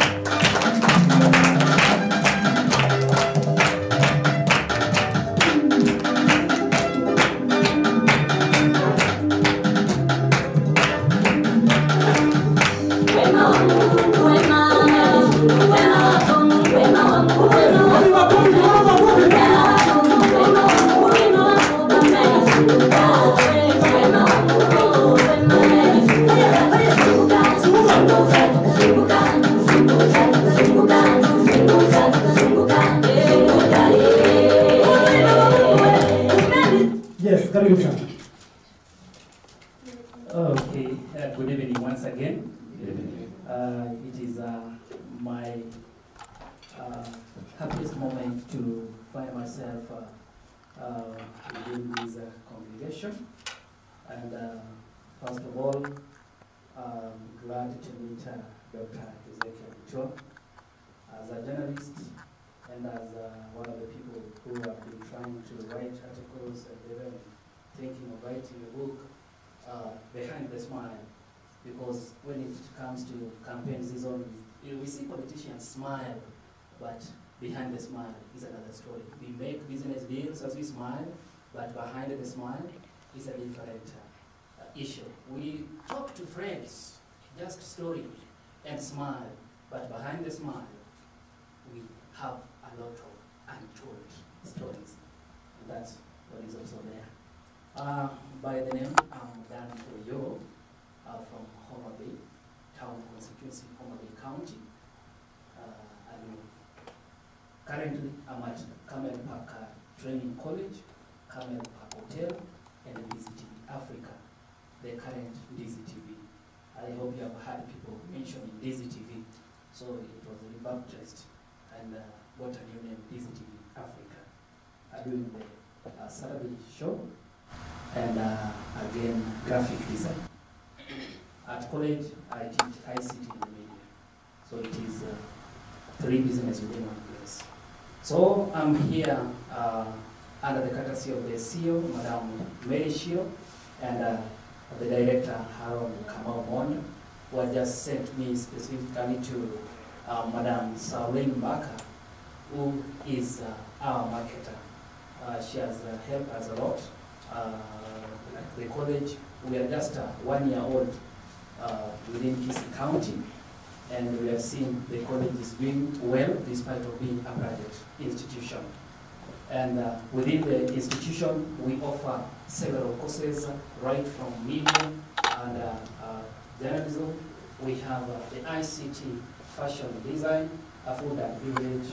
We have the driving is also available. There is tourism. We also have beauty. We also have electricals, installation, plumbing, and many other courses. With me, I have some brochures. I know I will give at least a number of you so that you can have a look at it and share it with colleagues and friends. Our fee is still ile imepita free to the pocket. Sijile inasema ni free because it is only the tuition fee and the examination fee. We don't want much, and for the January intake, there is a waiver of 50% to tuition fee. So if we get the first 100 students, they will be lucky to receive that waiver. So today, as Salim makes another step in the publication group, I would like to take this opportunity to congratulate you for having made this one to be successful, because many people do start and along the way they find themselves dropping. But you have made another step, and we hope there are many which are coming. We as the people who are still behind, we hope that it is now possible, so that even if we want to start walking, we don't behave like a toddler who falls down and stops, but we keep on trying. The financial empowerment and the book, I know it will help, because according to the economic situation that we have currently, we find that most people don't know how to manage the little that they can get, and even how to get it is a problem. And so the book will be just like a door, an opener to all kinds of the generations, as well as the citizens in all the nations globally, so that they may be able to know various ways on venturing into money making locations or sections, how they can manage it, and even how they can share it with others, and even tell them on how they can also depend on themselves. And so I say kudos to you. Congratulations. Thank you. Wow, thank you so much. Wapi makofi ya kama mpaka. Sasa ile tangazo ndio hajafanya. Weka hiyo tangazo tusikie. So the other one, the CEO told me she has finished. So I don't know Saulene will tell us. Oh, they finished. I don't know. Sasa tutapata hiyo ripoti. Yeah. Ni kama vitabu vimeisha Saulene. So okay. All right, sasa tutakuwa tunapata hiyo report. Presenter Vinny. Yes. Because of the interest of time, yes, I want to welcome the last speaker in that category of friends. That's very true. And I'm timing everyone who is speaking. Nimesimama. Yes. Unajua kwamba muda wako umeisha. You think all paracetamol is the same? Because we want to listen from Saulene and the family. Sure. Then we give our guests. We All listen right. from them. All right. Before we get there, allow me to welcome. With us here we have Mr. Samson Mumba. Mr. Samson Mumba is a business development manager at Qatar Plastic Industrial Limited. He is a great friend to Saulene and the family.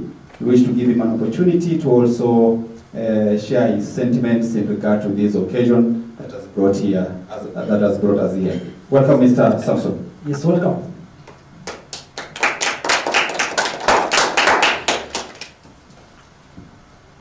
Good afternoon. All protocols observed. I didn't have anything particular to say, but then let me just brainstorm. In 2008, somewhere in 2008, I got my first job in a workplace where a kinsman assisted me to get the job who was in management. And now that jobs are scarce and people look for jobs and they get one and it's someone who was assisted with that job, it's not easy working in that place. Where I come from, in Kisii, like you saw the other day, people fighting a second-hand clothes selling business that has been set up in town because it's taking business from them. In Kisii town is one place where you find almost everybody else is selling second-hand clothes. Every hawker in town, Mutumba after Mutumba, people are looking for jobs down there. And so when I got this job, and there are so many people who had applied for the job, a lot of them were interns, and I was out of college for a year then. And the people in office weren't so friendly. There was one lady in the office, the accounts office, who always had this ample smile, always helpful. She was motherly, the most comfortable colleague to work with in that office. Years later, I met my dear wife. She's here with us. She tells me of her friend who writes books. And she tells me this friend has a mother who used to work with you in Kisii Botras. And the name she gives, I could not trace in my memory who that lady I worked with was. And she tells me the friend wrote a book and we're having a lunch this Saturday. Please accompany me to the lodge. And I tell her, well, it's Saturday, I have nothing else to do. And accompany me as we come. Her friend introduces us to her mother. And the mother she introduces me to is none other than my old colleague, the best colleague in my first workplace, the mother to Saulin, who has written the book today. And within the crowd, I scan around and I see familiar face, the lady who sang with us here, Lydia Jairabu. She was also my classmate, and we used to sing in the same choir. She used to be our music teacher, fantastic musician. And I feel I'm in a room full of friends, familiar faces. Then Daktari Mutua walks in. I'm like, oh yeah, it's a big event now. Then Kangwana walks in. Kangwana walks in and where? Okay, it's big. I come from Nyamira County. We recently got rid of our governor, or they got rid of our governor, those MCAs. And we hope he survives. We also hope he doesn't survive. And where I come from, the gentleman who just walked in right now, he comes from my village. Daktari, you're welcome.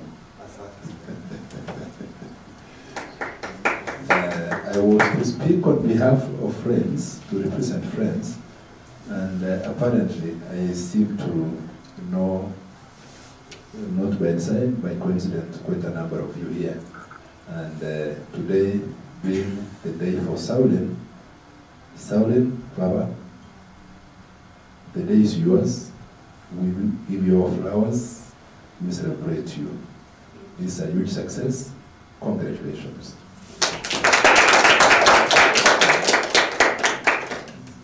Tuweze kumpigia makofi mazuri tafadhali kwa.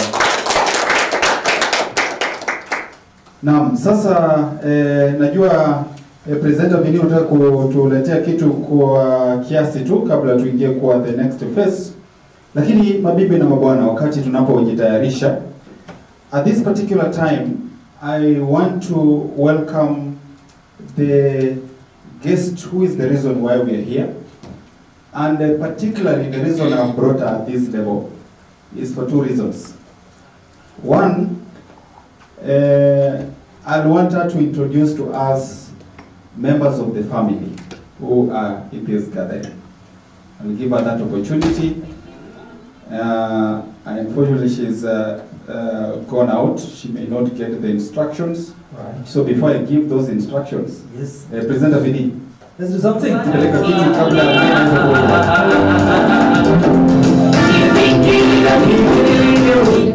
All right, she's back. Yeah. This was for you, Saulin. The reason why I'm bringing her at this particular level is for 2 or 3 reasons. The first reason is she introduces to us members of the family who are present with us this evening. That is the first reason. Yes.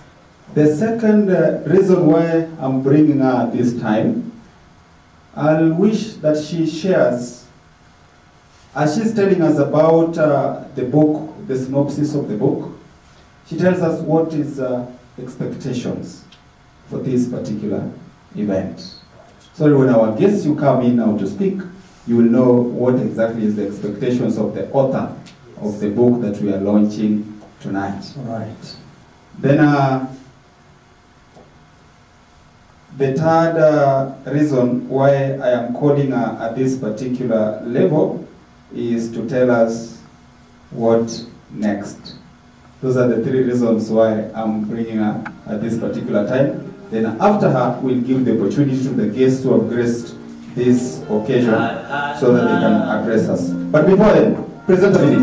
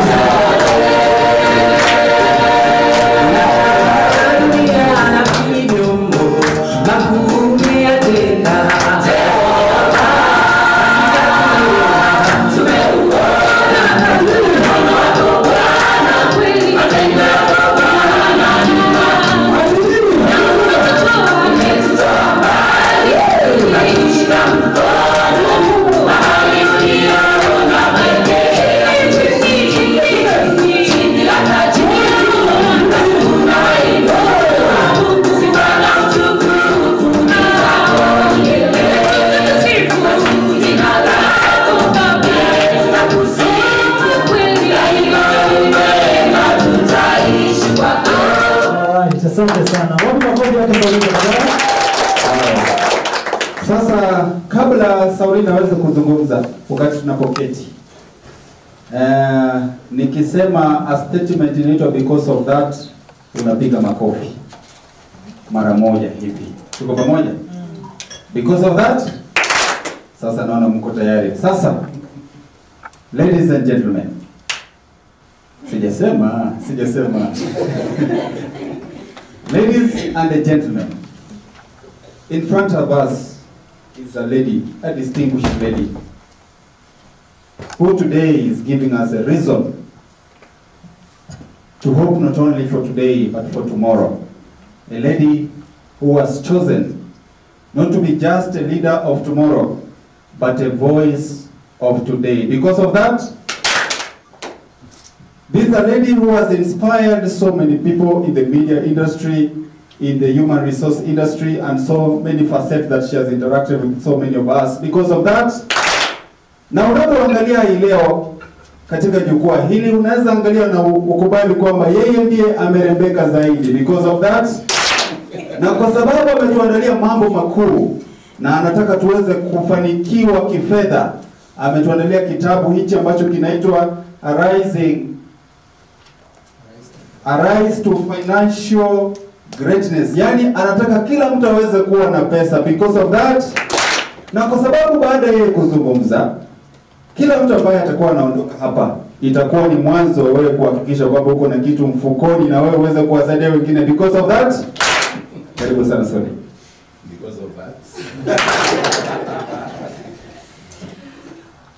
Thank you so much. Thank you so much. I'm so humbled, and I would like to first appreciate God Almighty for the presence in my life from the beginning of this journey till now. Secondly, let me just say hello to everyone. Thank you so much, Dr. Ezekiel Mutua, for being here. I'm so humbled. Thank you, CEO Myogenic Solomon. Thank you, Dr. Kangwana, for being here. I'm so humbled. Ladies and gentlemen, good evening. Good evening.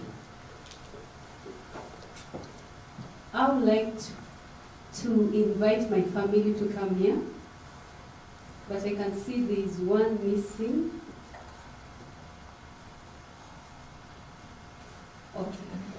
Okay. Let me introduce myself as we are waiting for one to come. Solin Baka. I've studied HR from the University of Nairobi, but I've done more of marketing. I like adventure, making new innovations, and it allows me to inspire more and also to learn more. So thank you so much for being here as I'm going to share my journey with you.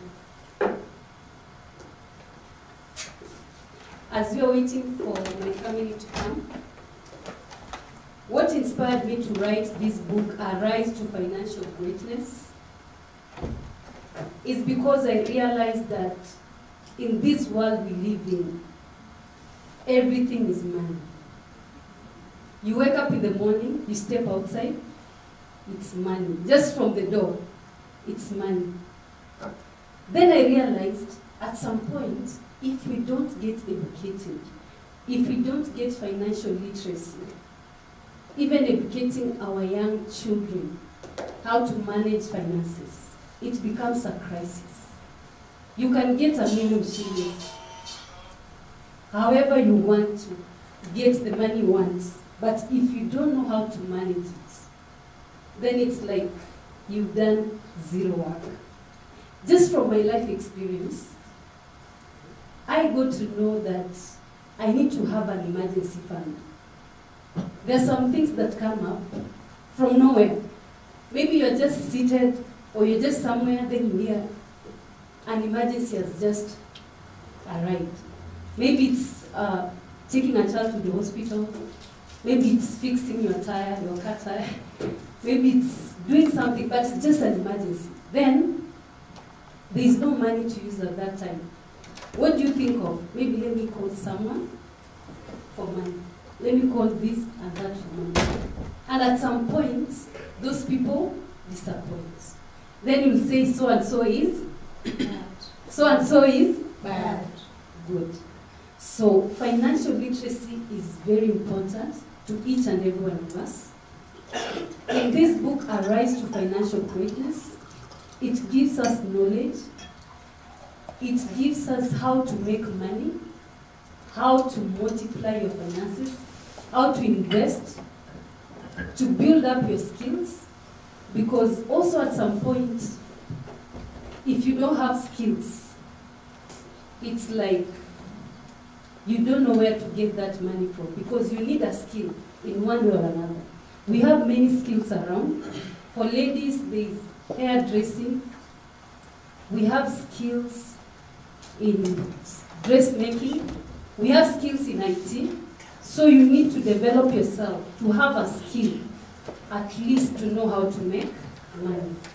So in this book, you will be inspired to achieve strong financial fitness through money mindset, valid connections. Do you know how to build connections? Right now we are here in this room. Have you talked to someone? Because it all takes one person to change your life. So we need to know how to make valid connections. And in this book, Arise to Financial Greatness, you'll be able to know how to make connections. It also gives us a wealth building mentality. Because if you don't have that mentality for building wealth, then it's like you haven't begun on any journey. So as money touches every corner of our lives, I will encourage each and every one of us to get a copy of Arise to Financial Greatness to help us plan, make money, and even multiply our finances. So ladies and gentlemen, thank you so much for coming here. Ensure you get a copy of Arise to Financial Greatness as we share together this journey. And with that, thank you so much for coming. I would like now to invite my family to come on board.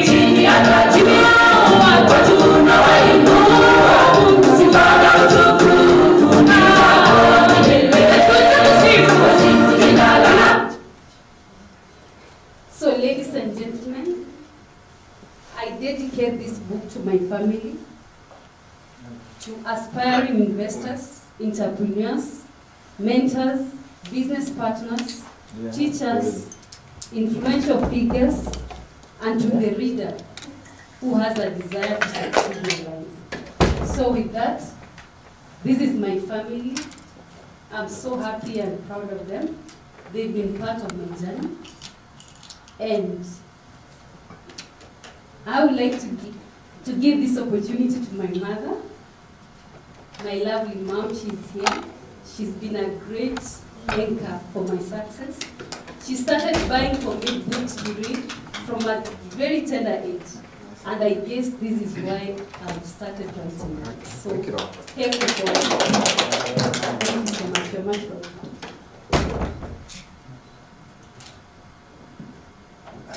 Praise God. Amen. Praise God again. Amen. I'm really humbled. I'm really humbled. Yeah. First, I appreciate to Dr. Madam Edina because you're an inspiration to these young ones. Yeah. As a lady, yeah, I am really humbled and I thank you for coming. Then, Dr. Ezekiel, I appreciate so much for your coming. And is it Dr. Solomon? Solomon. Yes. Yeah. Najua mimi sio tangazaji sana. So maneno. And then an iron sharpens another iron. I think that's why you're sitting next. So that you can be sharpened. Thank you so much because you have realized that. Okay, I appreciate so much to my former colleague. Yenyewe it was a surprise. Na mpenzi wake ni my Saulin's schoolmate. Najua imekuwa coincidence tu nimewapata nawajua nyote from the beginning. I am thankful for your coming and everyone. And then the doctor. Okay. Sijui kama mwenye mmekuja na yeye madam. This is my wife and this is my son. Yaani nimefurahia sana kwa sababu kama sasa umeleta ywa sana, umekuja na ywa sana. kusikia maneno ya financial. Sahi kama vile hiyo generational wealth. Yaani hiyo yenye una train mtoto, unamshikisha kabisa, and then ukigrow old utafurahia. Utafurahia maisha cause atakuwa ameshikilia, amesoma, anajua more. So it's so nice. I'm happy to see you, and I'm humble to everyone who is here. Everyone. Yenyewe, Mungu awabariki kila mmoja. So my names are Jane Linda, but Jane in short, and I'm the mother to Sauline. Sauline, I appreciate this day. I thank God for every minute. I really, we've been longing to come to Kemkiski. Umetufanya tunajua kwa Kisii tunasikia tu Kemkiski. Sasa hata hatujui inaonekanaje. Nikiingia na huyu mtoto, he is my grandson. Amekuja amemarvel from the door. Ameingia akaingia kila kona. So nimefurahia sana. So Sauline, I thank God for you, and ninajua tu ni Mungu. Yeah, Mungu ndiye anakuwa kwa kila jambo, number one, then you can succeed. So I thank God so much, and I love you. I love the way you do your things. Yeah, ni Mungu amekupea, ninajua hivyo, lakini umeshikilia. So I really thank you for bringing us here. So I thank everyone. Please accept our gratitude towards you all. Thank you so much. Superbrands, recognizing excellence in over 90 countries. Thank you so much, Mom.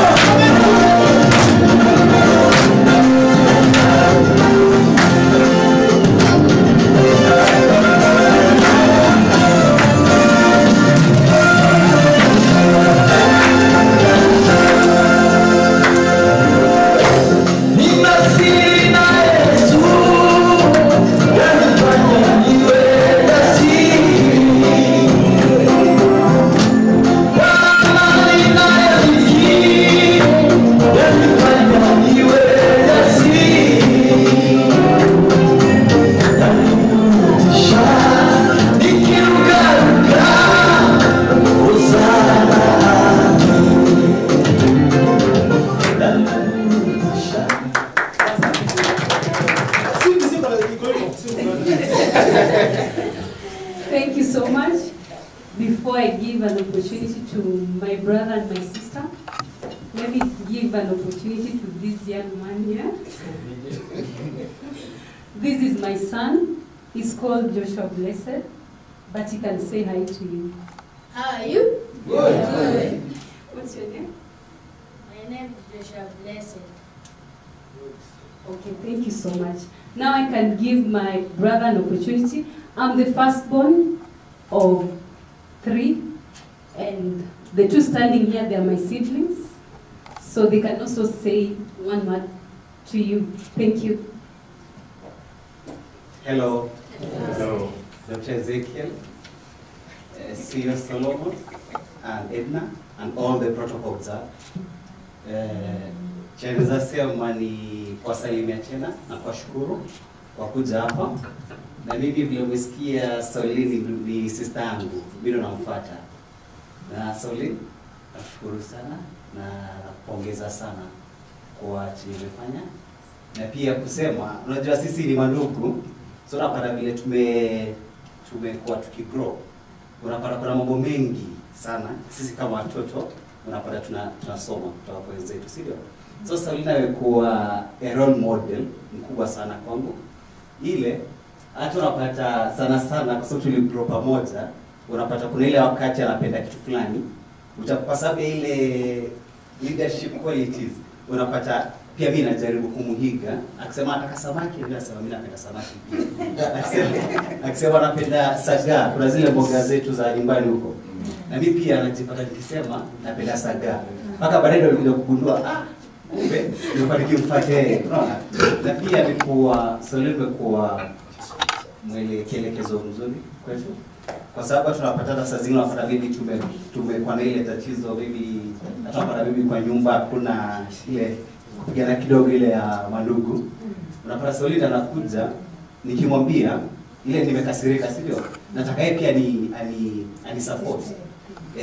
Unapata ananiambia badala ya kuni support, unapata yeye ananiambia unajua unafaa kuomba na pia unafaa kuiachilia. Kama ni wewe msamehe tu like iendelee. So kwa leo kwa kitabu yako tunashukuru Mungu kwa hiyo na tunajua Mungu ndiye anayekuelekeza kwa kila kitu na pia anaendelea kuelekeza kwa njia zingine nyingi. Si ndio? Na naomba Mungu aendelee kuguide na akufungulie njia zingine nyingi pia. Na najua kuna kitabu zingine zitakuja zingine tena. Sasa asanteni nyote. Good evening everyone. My name is Sarah Mbaka. So I'm studying in the LHS in a family of 3. So we've talked much and today is her day. I want to say a lot. So thank you, Sally. It's nice. I didn't know I could make it to come today due to some reasons, but she was positive. She was like, no, you'll have to come, you have to come. It's my lunch. So I'm very happy to see you and to see that it has worked out. So the last time for the first great success, we said we'll launch a new book, and we have. So hopefully next time it will be a series, not just one book. Yeah? Yes. So karibuni wote, and we'll interact more. Thank you. Thank you so much for listening to us. Thank you, my family. These are people I love so much, and you know what a family can do. So thank you so much. God bless you. I love you all. Wow, kabla mwende kuketi.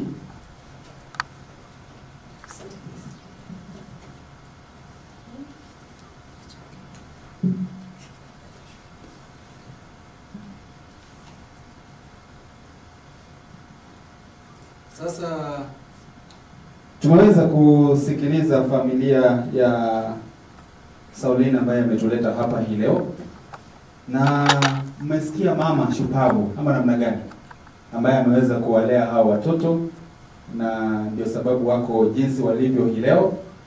Na mlimsikia ndugu Kiswahili chake kiko namna gani? Ni mufti Unajua wengi hatuwezi kuzungumza Kiswahili kwa kiwango kama hicho. Sasa huu wimbo ni kwa sababu ya mama shupavu, na sisi wote tutashiriki kwa sababu ni mama yetu sisi wote, si ndio? Sasa tuweze kucheza pamoja nao huu wimbo ambao unamsifu mama. Tuweze kusimama wote.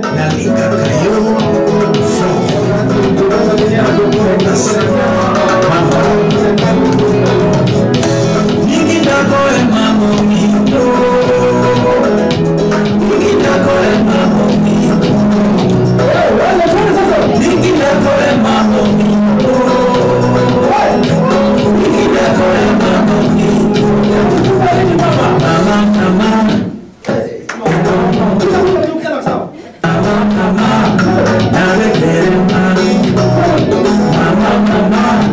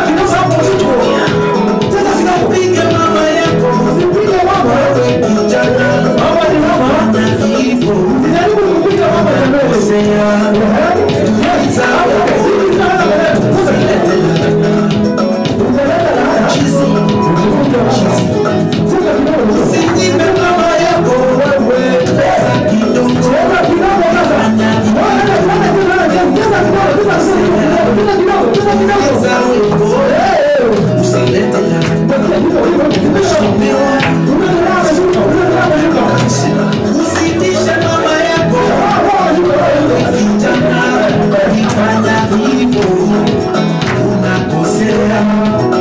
Ukifanya hivyo usilete laana.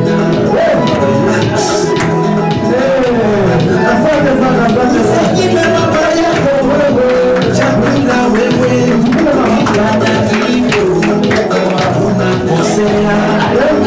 Uliza wewe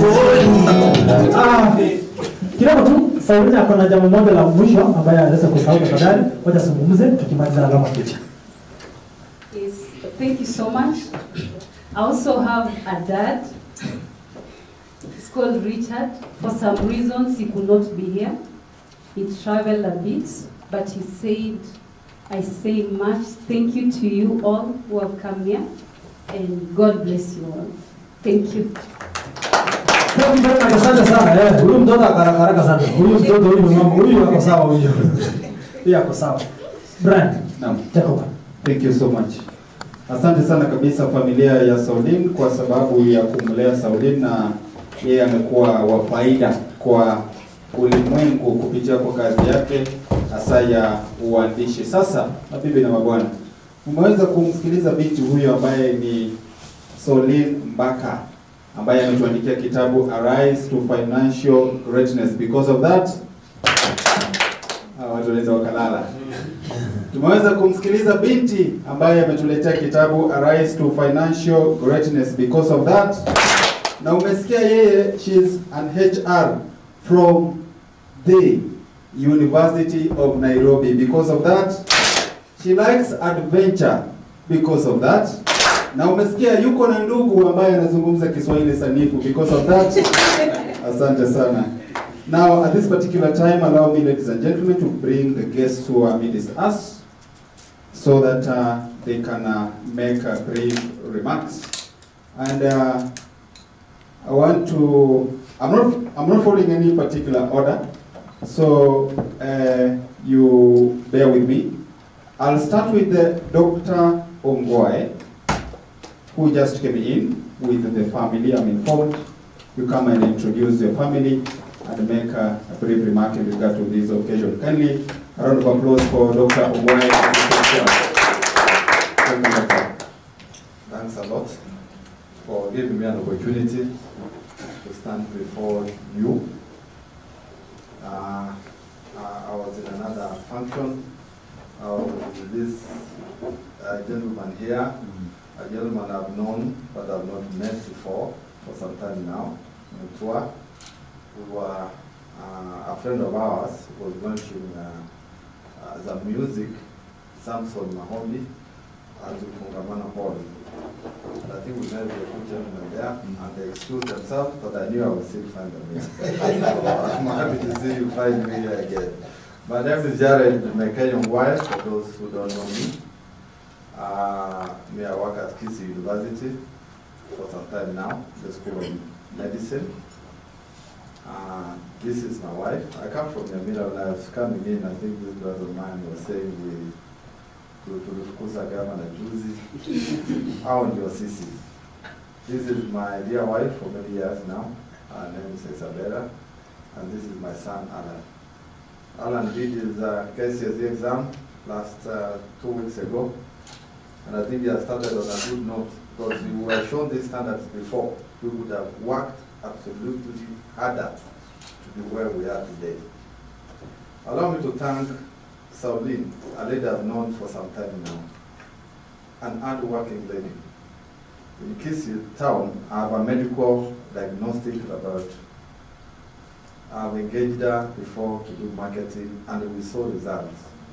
We actually saw results, and that's why I told my wife we must be here at this particular point. When we engaged her, we were able to see results. She's an hard-working lady. She has, whom we have seen, and we're happy that she had the courage to write a book. I think, Edna, you remember when we were launching another book for a friend of ours, you remember at Mocha Place, I spoke then and said I was in the process of writing a book. Surprisingly, I've not moved a step. I promised to proceed. I went one night, and then I got tired. And then today I remembered I have to come here so that I get the energy. Push further. But I can assure you, soon we will be calling you here for the same. I want to thank you. You know, she has also set standards. When we were thinking of launching this book in a small hotel, she gives me courage that it's possible to do it in a better place. This is one of the best hotels in East Africa.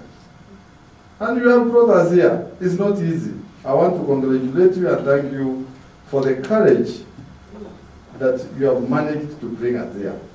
And may God bless you for that. I've known your mother for some time now. You have a decent lady who has the courage to bring us to Kemps. I think this is a name I may even have problem to pronounce. Is it Vera Kembuski? Yeah, Vera Rosa. Yes, Kembuski. When President Obama came from the US, this is the place where it's from. This is how serious this hotel is. It's not for anyone in the streets. So we really honor you. It's not a place for any other person. So we want to thank you so much. We'll have an opportunity to read this book. A Rise to Financial Greatness. This is wonderful. You know, I saw it in Edna Kangwana's WhatsApp, and I've seen it also in the Roslyn.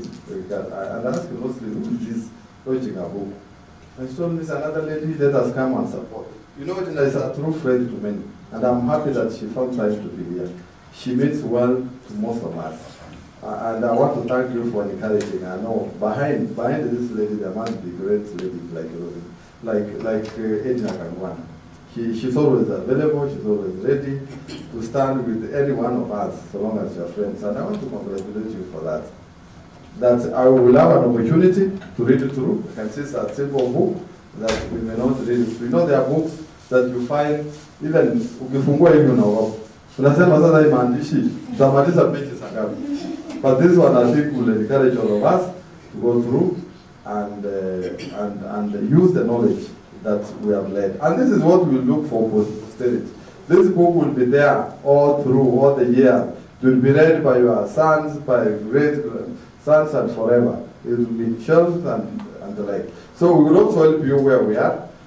Maybe where I am at the university. You can also look at it and see if there's a way we can connect and tell them to purchase some copies. I think in such a way we can. Edna is a council member at Kabiaga University. She should also go there and talk to the reverend that we need to stop this. I think that way we can.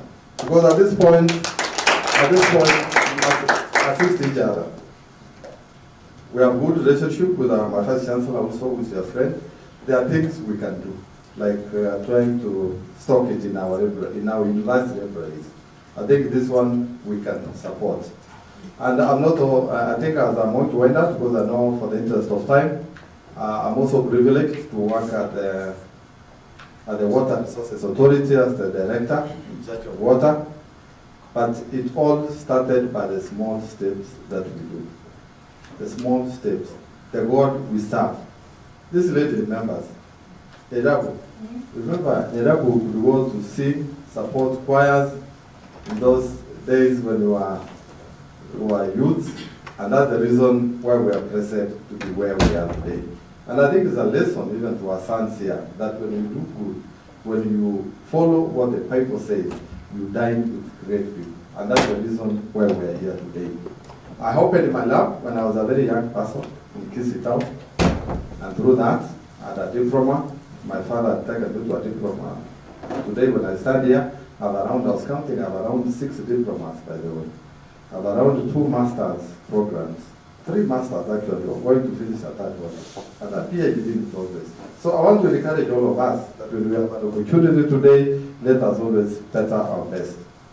My dear wife here, also, I'm happy that I've been able to bring her here to stand before me as we launch this book, that she has been a great pillar all along. And I think I need to appreciate her and also give her 2-3 minutes. Good evening, ladies and gentlemen. How are you? Happy Sabbath. Happy day of Sabbath. It has not yet ended, but we found time to come and see our friends Sauline. I've been hearing about you. I've seen you around, but we haven't been in contact. These are good steps you've taken. And this is the stepping stone, in fact. I was even telling him last night that if she can write a good book in high school, it can be used as English literature. So, you have a task ahead. I wish you the best, and may God bless you. Thank you so much. Thank you. The word also. Okay, thank you. My name is Alan. First of all, I'd like to congratulate Sauline Baka for writing this book. I didn't do business, but still I can do this because I prefer computer. And also, yeah, my father has been a great pillar to me. There's helped in many ways, same to my mom. Yeah, that's all I can say. Thank you. Wow, asante sana, tuweze kuwapigia makofi mazuri tafadhali.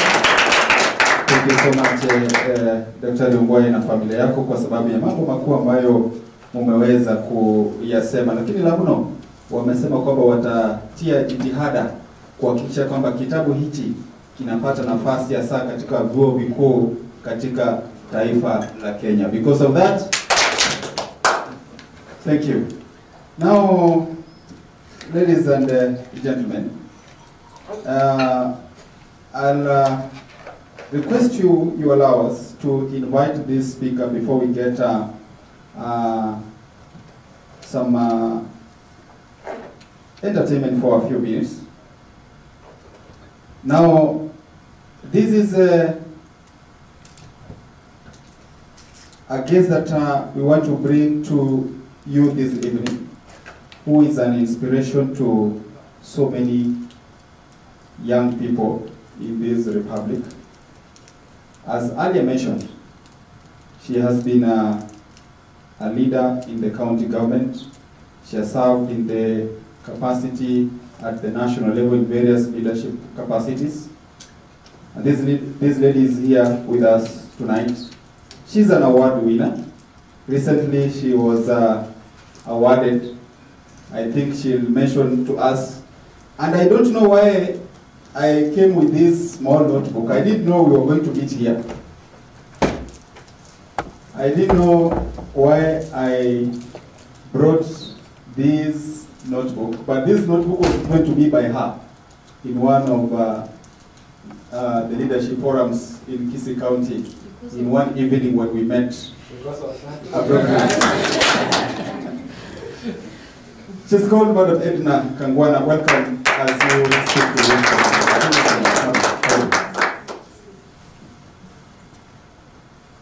Thank you so much. When I came in, that is the first thing I saw, the small pocket notebook. Our chief guest this evening, Dr. Isaac Mutua. I'm very humble, just like the lady who was requested for a photo here. When I was sent the poster to come, and I saw I was going to speak next in a forum where you are, it even encouraged me more than the book.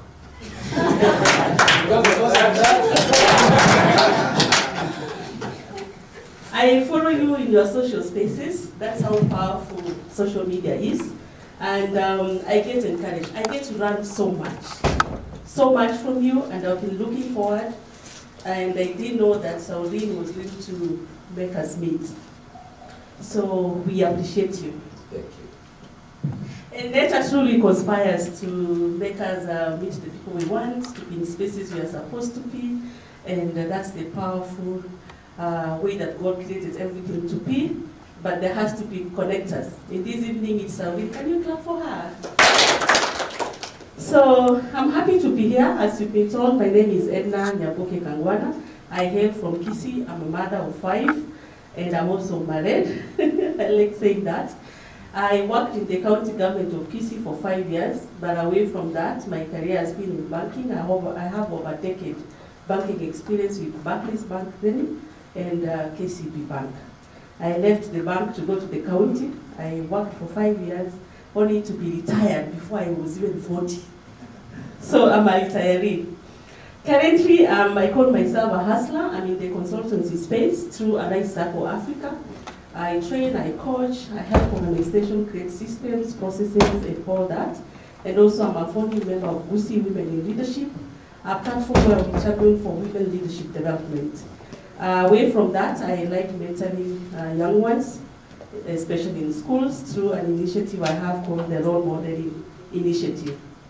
So I'm here today, having been invited by Rosin Nyakona, one of the women in our circles, and she sent her apologies. She was not able to come, and she told me, you have to come. Somehow I thought this meeting was happening tomorrow. I didn't know it was happening today, so I had just an hour to prepare to be here because I couldn't miss. So, fast forward, we are all Africans here, right? Africa, Kenya, or Gusi, or from the Cumberland where our chief guest comes from, we are still Africa. Known for powerful storytelling. We could tell, our ancestors could tell stories around the fireplace, under the tree. They could just tell stories. I think that's the powerful way that we passed our culture. Even during death, anytime you could go to a family, you could be told about the person who was deceased, how he was good, how he could cook. I think it's a way that we used to celebrate, we used to create, we used to probably amplify who we are. But we were never taught how to document those stories. As the world continues to grow, this power of storytelling somehow died. We are so busy, we are in a rat race. I mean, career came, including for the women who are Abakungi, for the Gusi community, and that is dying. And what is making it even worse is the fact that we are not documenting even that we had.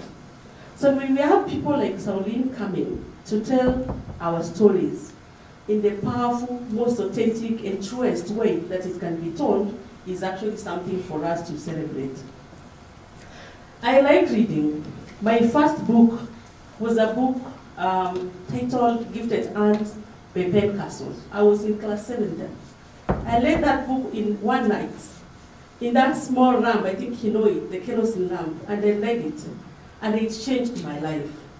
That time I was struggling with my academics, and when I read Ben Carson, somehow Ben Carson moved from the US and came. That time we were staying in Kericho, and it became a powerful tool for me to achieve whatever I wanted. And I can only imagine if I could relate with Ben Carson at that time, as a Kisi, as an African. Can you imagine what this book or the book Sauline is doing is going to do to our young ones? Can you imagine? So anytime I want to feel good, I read. I could just save money and buy the Gazzetti and read those stories, the teen stories and all that. And as I continue to grow, have my own money, in Cambas I used to read The True Love. I used to invest and get books to read. But anytime now at my current stage, I go to the textbook center. I am trying to look for an author who looks like me, probably has a name like mine. I never get. Probably the Kikuyu community have tried. Other communities have tried, but in Kisi we have not. And for those who have authored books, they never even launch them. Okay? They go and sell them to schools, forcing parents literally to buy books, okay? So you can't get them in the textbook center. I'm urging Sauline, now that you've written this, try to follow those protocols and make sure that your book is beyond this room. Let it be in the textbook centers. Let it be in Amazon. Let people read. And that's how a simple story from a girl from Gusi is going to go out there.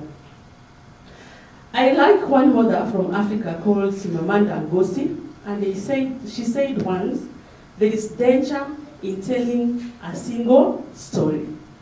Because Africa, we never continued to document our stories, be it in movies or in books.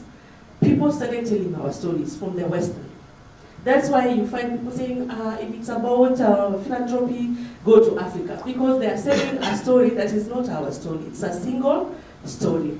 The danger of being a story being told in single is that the whole truth does not come out. Okay? And when you don't tell your story, you leave a lacuna, probably for other people to tell the story, And those people will tell it as a simple story. The second thing is that that story will never be told. And if that story is never told, it's like you never existed, right? So let us learn to tell our stories, not as a single story, but as a two-sided story when it's told by us. And one way is through writing. I want to say, Saureen, congratulations, because you've really done something good. This book is going to be a powerful mentorship and role modeling tool. And I think I can't emphasize more, just like I said about Ben Carson, I can tell you this book is going to mentor many.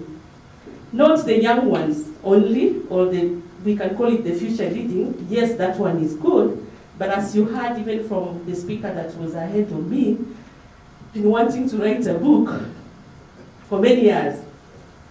And because we never had others, you know, something that you've not seen, you cannot be able to really picture it. Okay, you feel that it needs magic. Probably it's the white people who have names which look nice. It's not in their book or people who should be writing. So this book is going to mentor and inspire many. It's a powerful foundation. And I am a very strong proponent of what I call leadership with no titles. We don't have all to have corner offices or big titles for us to be leaders. Leaders is when you embody it, like what Saureen you've done.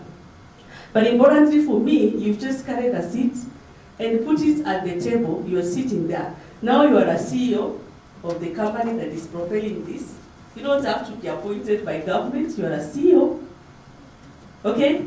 You're an author. That's a title you've given yourself. And basically, that is a powerful, powerful leadership development tool that you can continue to make this world a better place without anyone giving you that title.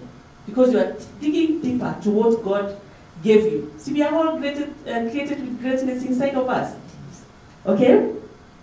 Another thing I wanted to say is maybe from Saureen, let us learn to create initiatives.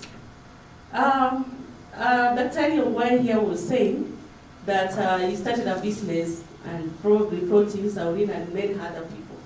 That's how we create. Don't just be there, you want to be employed, create something. Be an author. It can be maybe a media house, wherever it is. Just start small. Create. When you create, that small space which will attract other people, and collectively now you become a change maker. The change that we are looking for is not going to come from heaven, because already God created us with different abilities. All we need to do is to take that step forward and create something. Create initiatives so that we can take the development forward. As I told you, I'm a banker, and over 10 years, what I've known is Africa or Kenya, we were never taught how to create money, how to create wealth, and especially when it comes to women.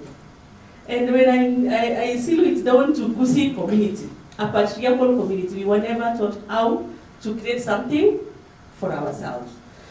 Actually, we were taught, probably combined with the Bible teaching, that wealth is like a sin. Sometimes we could look at those people who have money, we talk bad about them. Actually, in my community where I come from, someone driving a good car and a nice house and dressing well the way you're looking like, we could call them wakona ile mashetani Illuminati, right?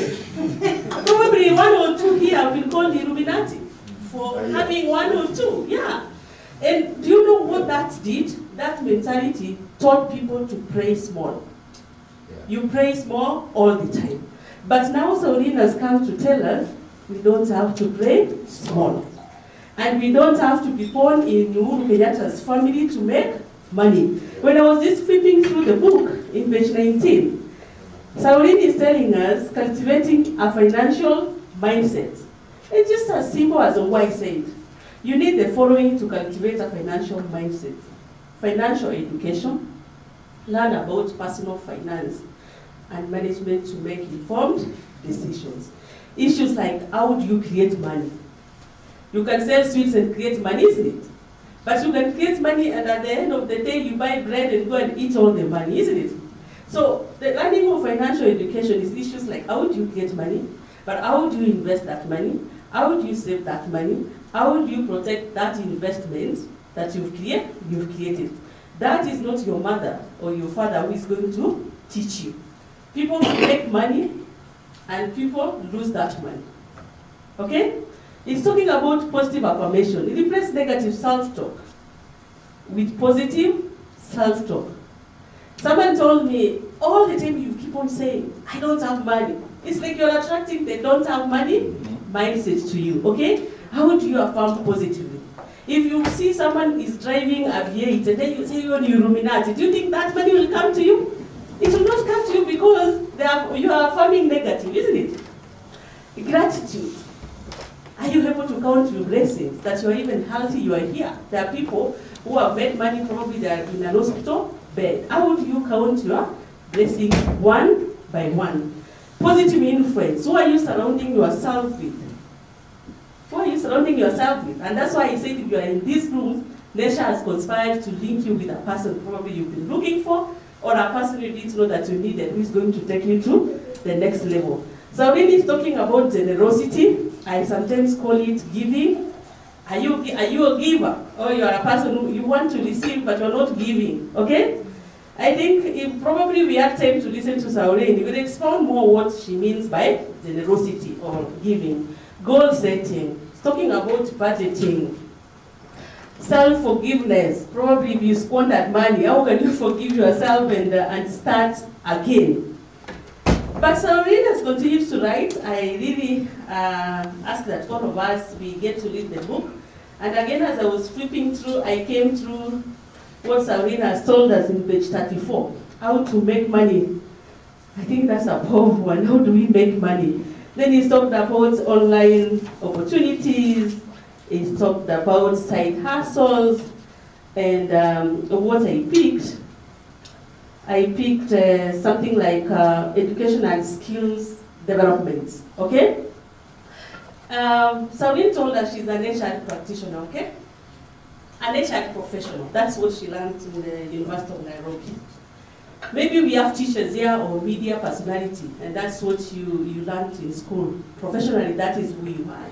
But you don't have to solely make money from that which you learned in school. You can actually learn a skill. I told you, I just mentioned that I was retired before I was 40. I moved from the banking sector, I went to the accounting, then I was retired because government organization happened. Then I found myself, you know, like from grace to grass, I don't know what it is. The phone truly stops ringing and everything in there happens, okay? But at that time, I'm a member of a group called Women on Boards Network. Women on Boards Network, they normally have these short courses where you go, you learn some, maybe it's about governance, it's about what. I was not in any board, but I got to aspire to be one because I met women who are in boards. I thought boards is being in Kianeni Primary School as a board member, you know.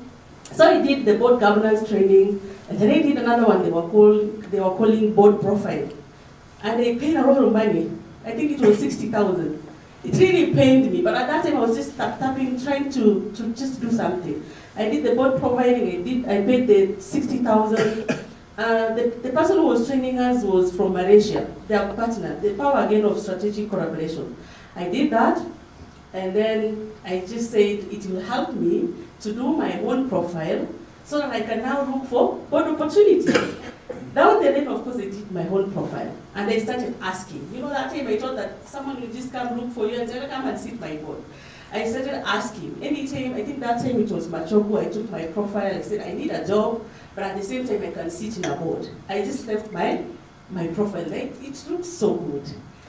Later, I never talked to CS, I just found my name in a gazette notice. You know, these jobs people say at all, are you in UDA, are you in what? Let me tell you, yes, that can matter, but sometimes also who you are and the way you have developed yourself as a... Me tend to think the CS looked at the profile and said, probably I'm looking for women and this profile is good, and said, now you can serve in Kabianga. I never applied to anybody, I was not in the campaign trail, you know, and all those things. Now I sit in a board and I'm aspiring for more. The second thing about the skill development is that profile I did. Now I don't have a job, the council thing had not come, I need to do something. So I was with a friend who is a radiologist. And you know, radiology right now, they normally do, they report on, anytime we are doing anything with my friend Dr. Hedna, she's just on the laptop and making money. If she's reading a report, the money already has come. So I said, I need to also do something that I can get money. I remembered that I did that board profile. So I can do CVs for people. But I don't want to do CVs. I want to do something that other people are not doing. The creating and curating it is sometimes we are doing an award for someone, you ask someone, send me your photo, send me your profile, including why here they don't have a profile. So I started now doing I changed from the board profile, I named it a personal executive profile. And do you know how much I charge? 25,000 per profile. Then I realized that now for me to do a profile, I need to talk to Why to tell me what he's been doing. What are you doing in community? What are you doing in your personal development? Have you traveled? I want to see whether you have a global perspective of things or what. Then I just interview you like the way the media people do.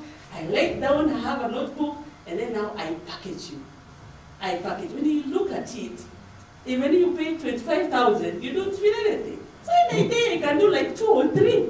And my market as a niche, not everyone can be able to qualify. Oh, what am I saying? I'm just saying, in personal skills development, you don't have to do that you don't know.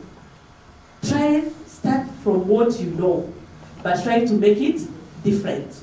Okay? Someone said here at Kisiso, kila mtu anataka kuuza mitumba.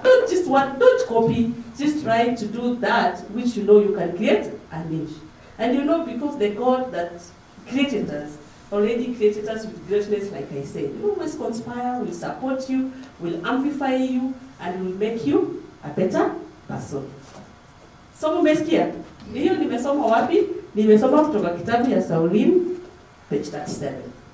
Skills development, okay? I know we have so many speakers. I don't want to take a lot of time from you. I want to take this opportunity to welcome you to an initiative I have at the Arise Circle Africa. We do honor people because we believe that we are in a world where we celebrate bad. Even our media is celebrating bad. So we want to amplify the voice of good. That small thing that you're doing, like what Sauline is doing, is good.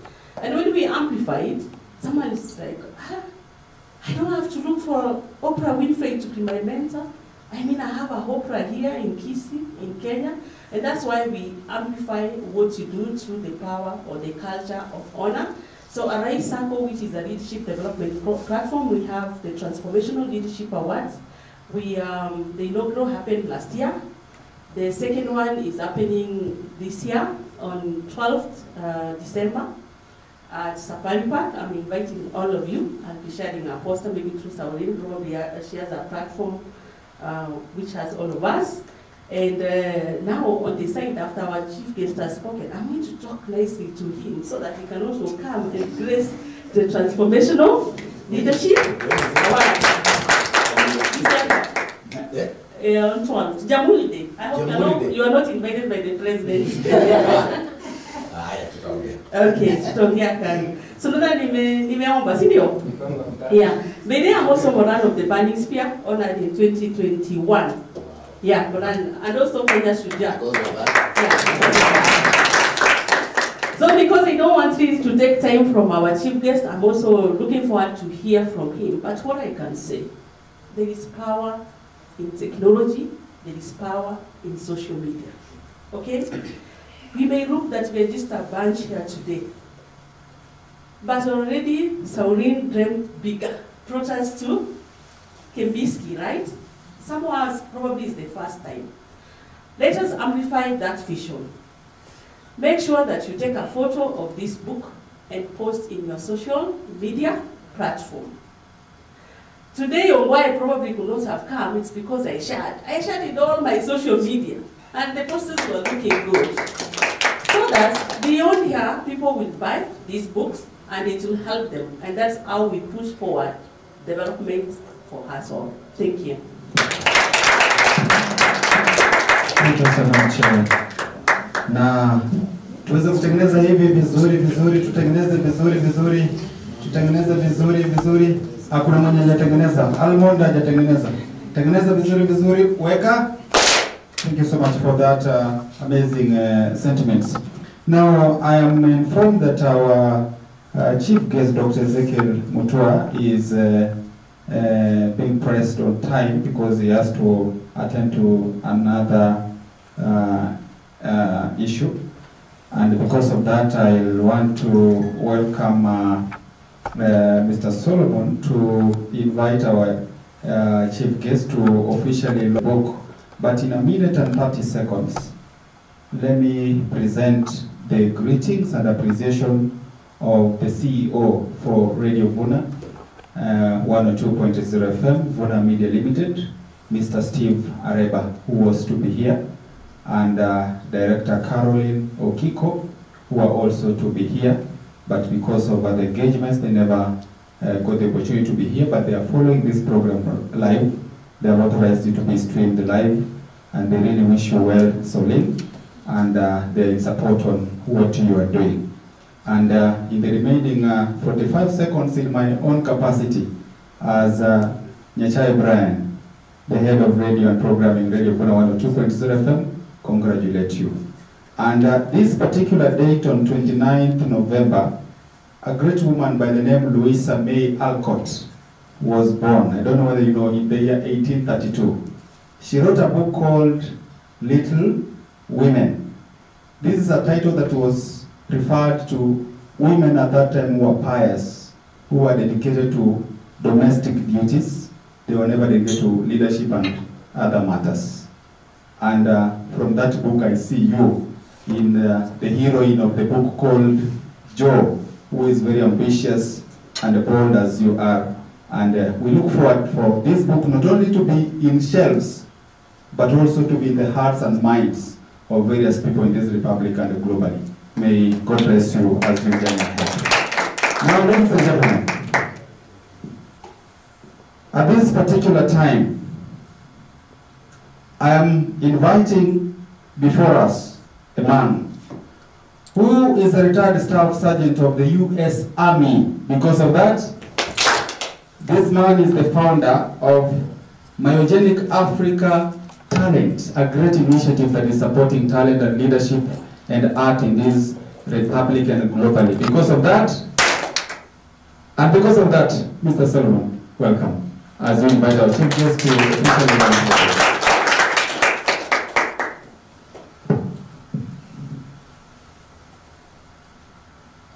Because of that, thank you so much. Chief guest, Dr. Ezekiel Mutua, my sister here, who just left the floor, Daktari, and all protocols observed. Nawasalima mjambo. I want to be quick because I know Dr. Ezekiel has to be somewhere. But I have to confess this, that I did not even know her name until people have repeated it several times. I've saved her on my phone as DZTV. Because when I had my eugenic launch in Kisii at Ufanisi, DZTV came and covered my event. I don't know, somebody said that it has been rebirthed, but I'm speaking of KCB, DZTV of the past. I never saw what they recorded. So when she was following up for a partnership, I was like, first of all, I gave you guys a job, I didn't say nothing. Not even one, nothing. Then I remember having a very serious discussion with her. I told her this, I told her that, I told her this, I told her that. Then, next time, Dr. Ezekiel sent me to Kisii to present him. Then I was like, see, I remember DZTV ready. Let me tell her that I'm coming so that she can be my protocol. Then I sent a message and she responded and she came and served me as a protocol officer. Then she left. And then from then we never spoke. And then the other day she sent me an invite to come and help her in this occasion. I was hesitant, but at the same time, I have a very busy calendar. Like today we have done about maybe 3 events. Actually, as he can witness, we just came from another event to that event, and now to this event, and then we are going to another event, to another event. Today is 29. I was supposed to be in Lesotho, South Africa. That's why I took my time to confirm. So I cancelled that to Kenya. And of course, I dragged my brother. I told him, because Kisii people see me with you. If I don't come with you, they will take me to the next slaughterhouse. So for you to save my neck, please come with me, and thank you, my brother, for coming. I was moved by 001's speech. He said he migrated from Kisii, where the first book was launched, and now he migrated to Nairobi, another book has been launched. And I pray that he can migrate to the United States so that the start book can be launched there. And if there's something I can do as myogenic to make that happen, nichukue kando ndugu, ongea na mimi vizuri. Nimesema wewe ndio unabeba baraka zake mahali anaoishi.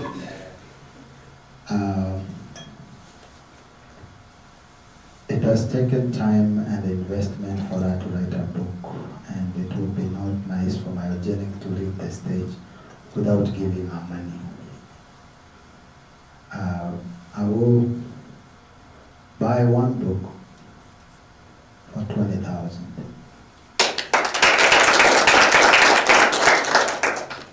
As everybody has echoed from where I was in the morning, we launched another book. Me, I've not always wanted to write a book, but based on my unique story, and I had my sister say she's retired. I'm also retired from the United States Army.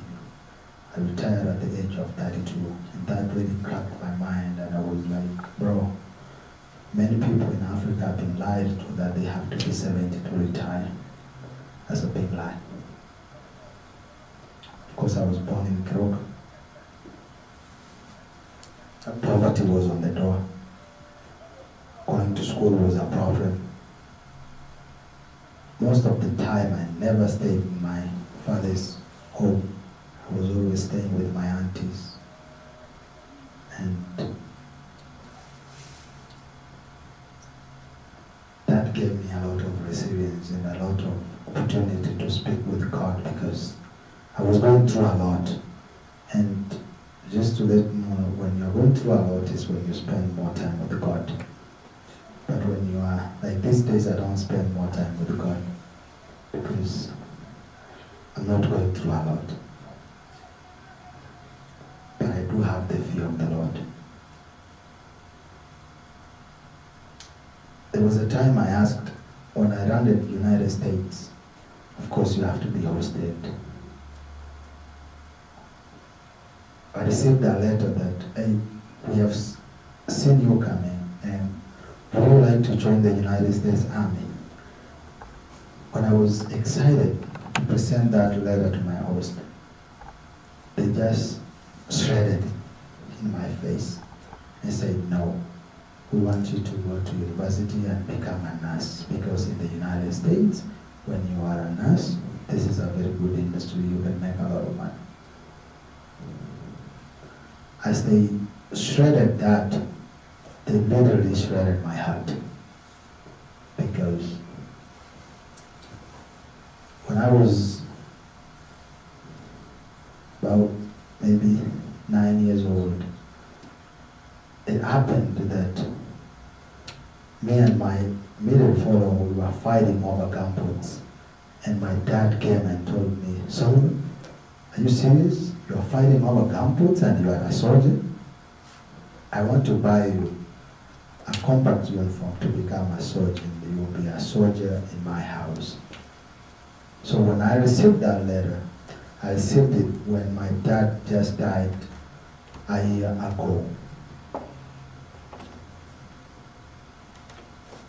What am I trying to say? That then I made a prayer and said, from now on, I need my address. Because even when I got the green card letter, it went to somebody's address and they tried to hide it. That's my relative. But somehow, somebody told me, you can email them and they can send you a soft copy. So after they sent me a soft copy, the hard copy was found, of course.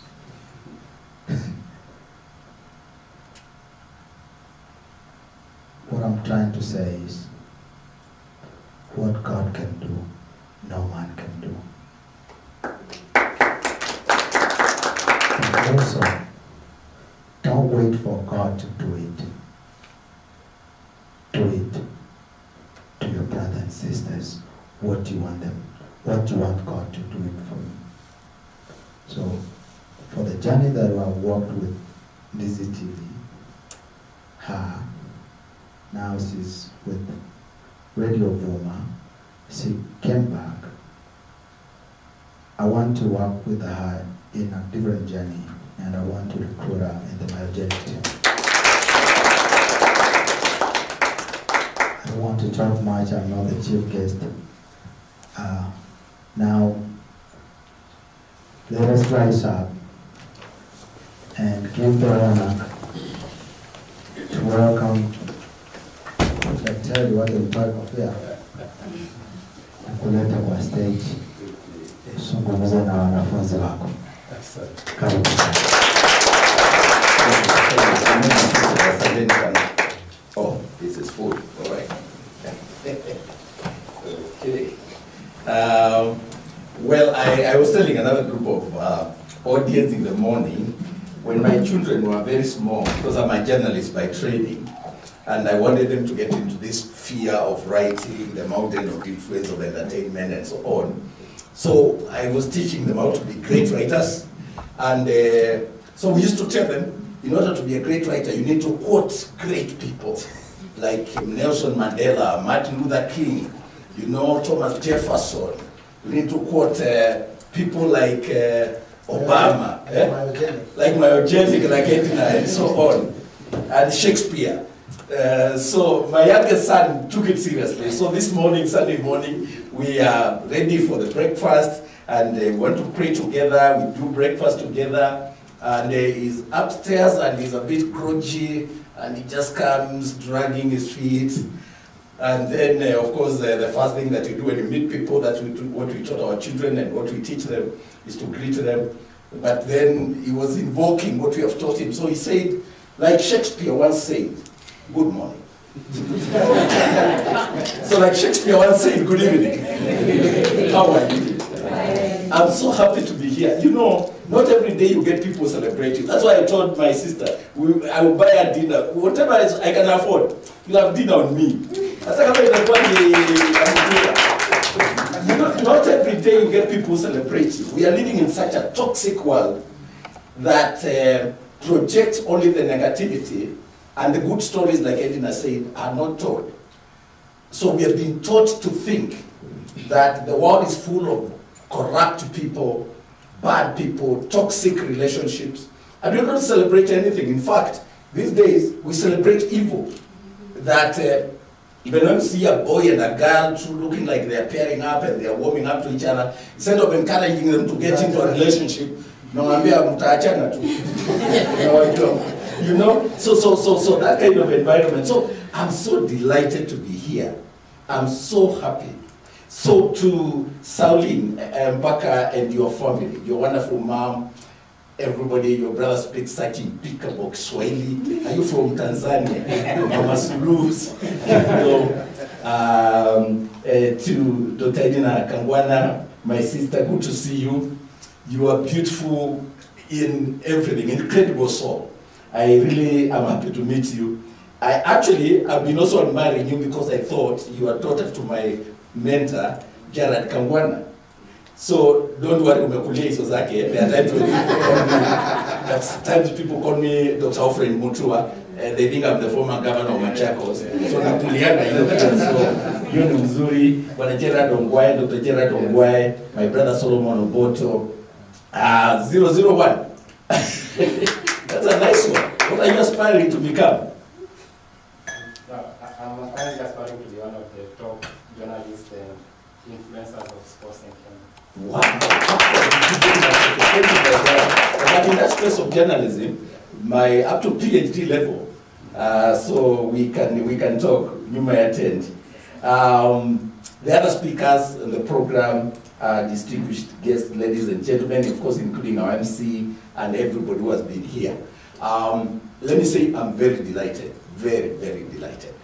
This has made my evening. You know, we have had so many events. We started the day at Pride Inn across. We are 15-year-old, amazing superstar girl was launching a book called The Silent Tech.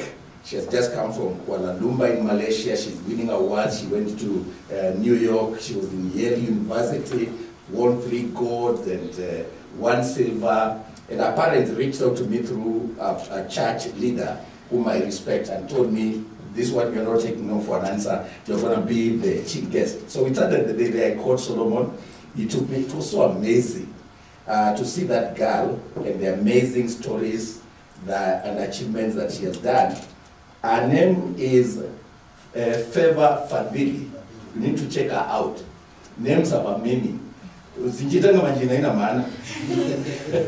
So hizo majina wanajiita hapa wakisi mchunge. Names have a meaning. Call yourselves a beautiful name like Dr. Ongwae, Edna Kangwana. Sounds so cool. My Solomon Oboto, you know, my genetic tonight. It's also very unique. You know, that kind of thing. Me, I'm simply Dr. Ezekiel Mutua. I'm the CEO of the Music Corporate Society of Kenya.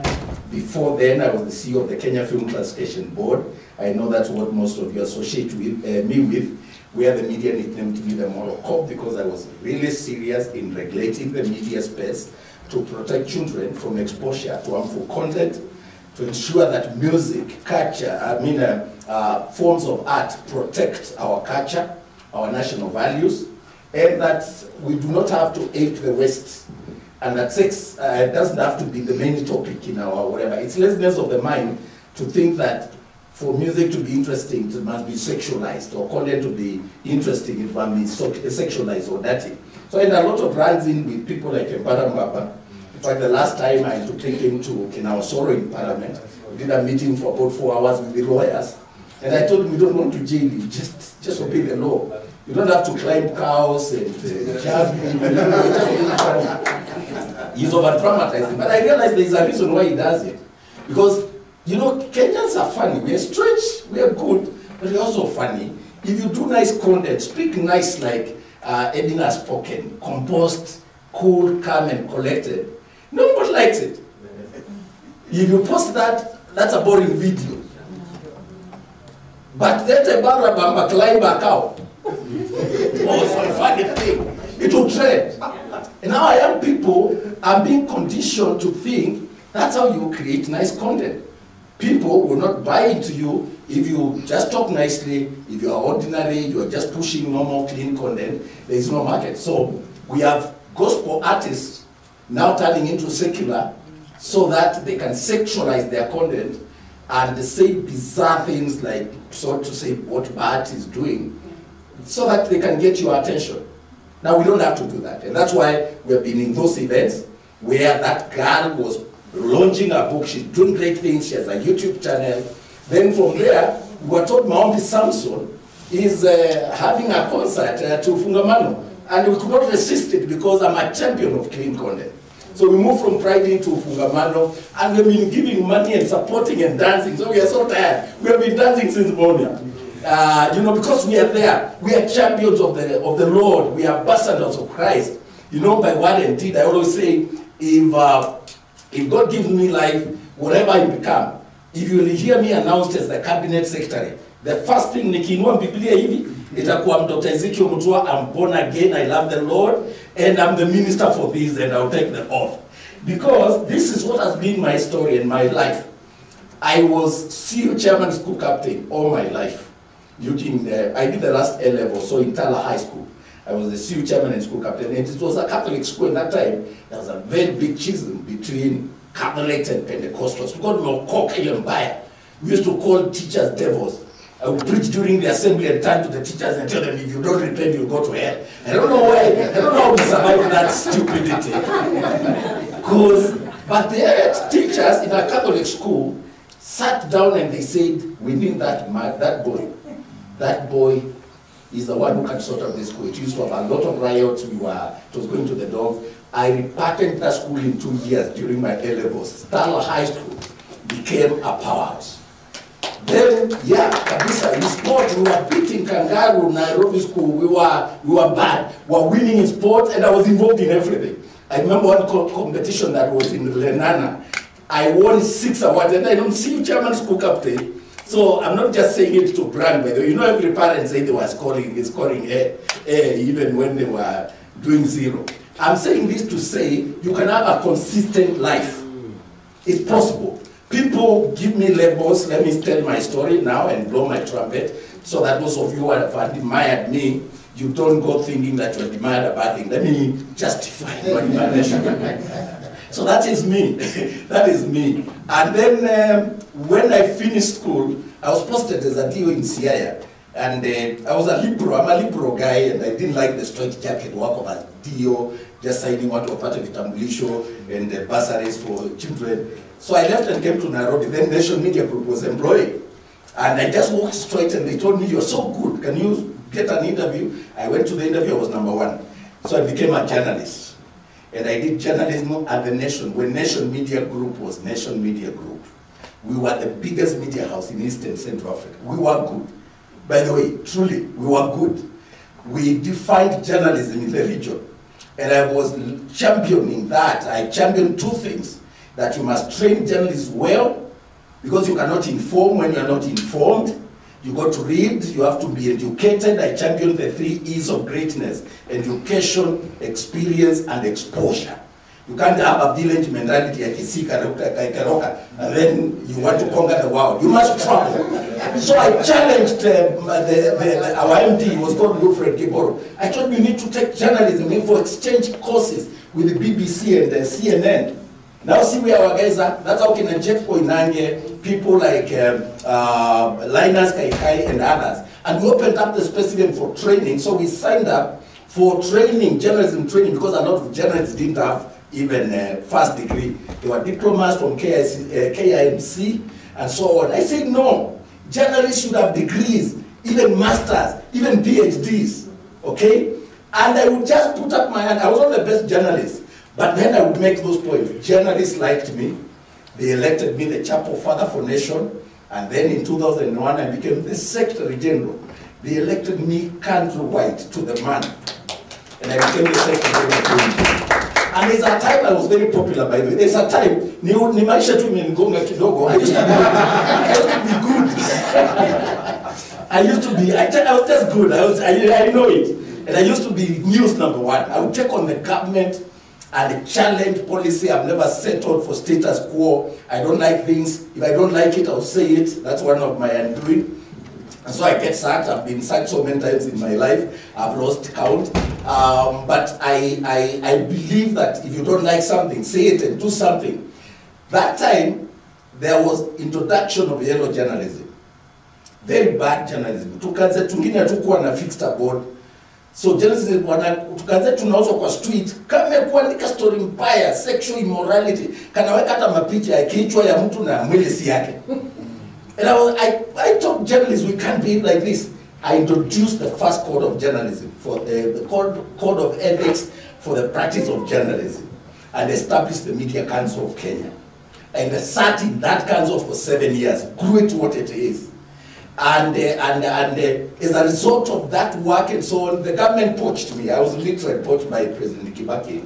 And so I became the Director of Information and Public Communication in 2007. Later on became the Secretary General of, Secretary of Information. and then recent, of course, the CEO of Kenya Film Classification Board. Sasa mumenielewa? At least mumelewa story yangu. Ndio watu wanasemanga mambo mingi na si ya ukweli. Then, while I was in, I became Director of Information.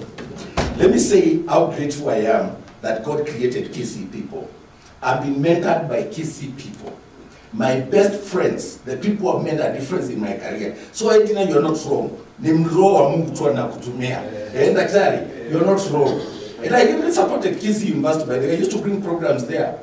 Kabisa promoted a lot of activities. They put a lot of money in the creative economy within that space. I would be there up to midnight with the young people when I was CEO of KUFCB. And I used to have some good money, so yeah, so I've done a lot for them. But I found PS Bitang Demo in the ministry.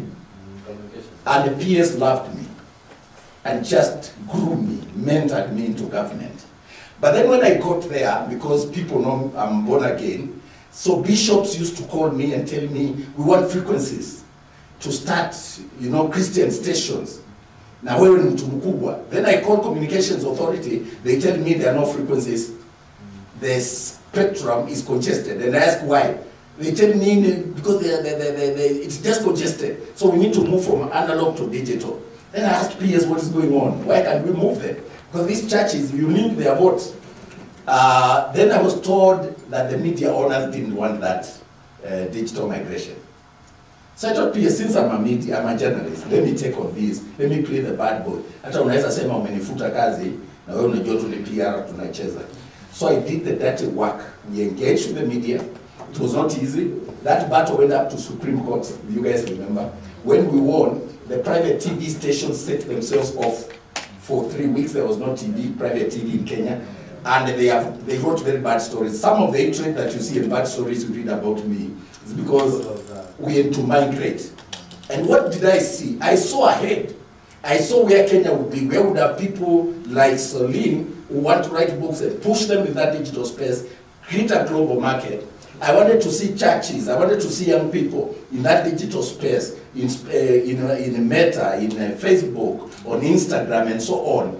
And we had that foresight. And I'm so happy that we took the flag and Kenya migrated from analog to digital.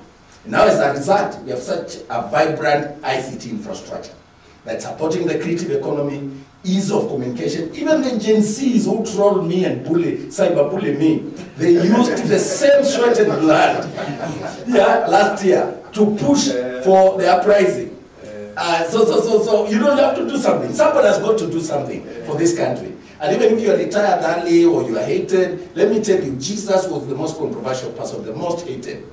We read about him 2,000 years later.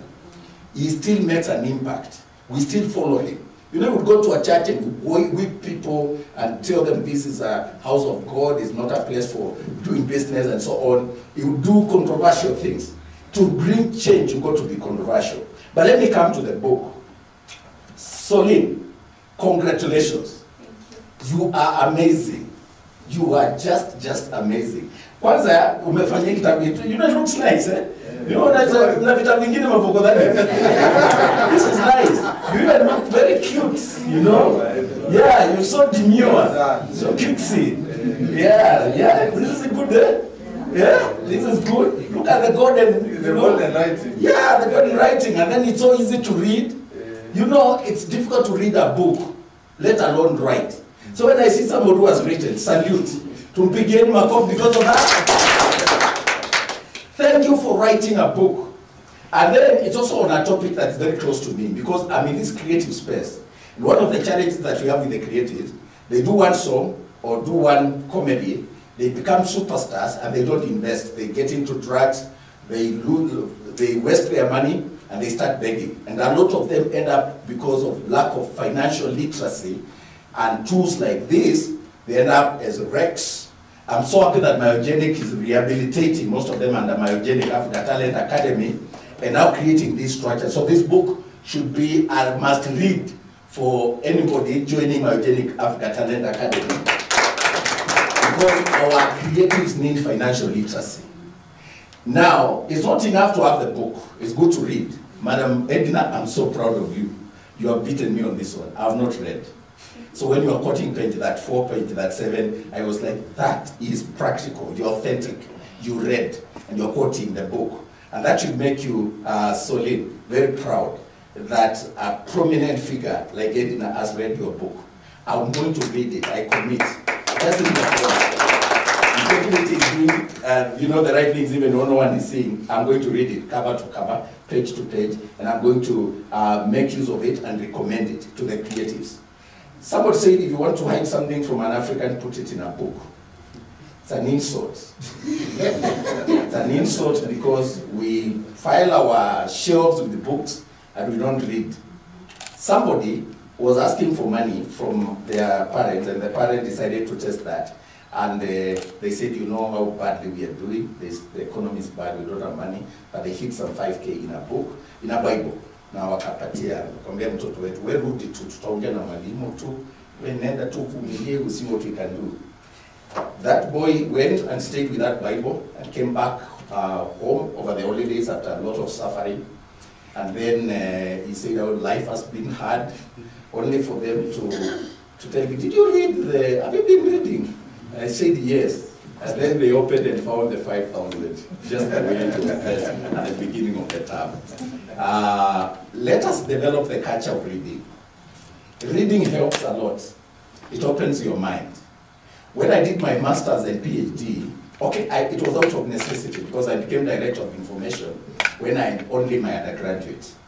Then I realized I was thrown into the deep end because I was appointed like today, and the following day, Kenya was presenting candidacy at the UNESCO Committee General Assembly for the Deputy Director of Information globally.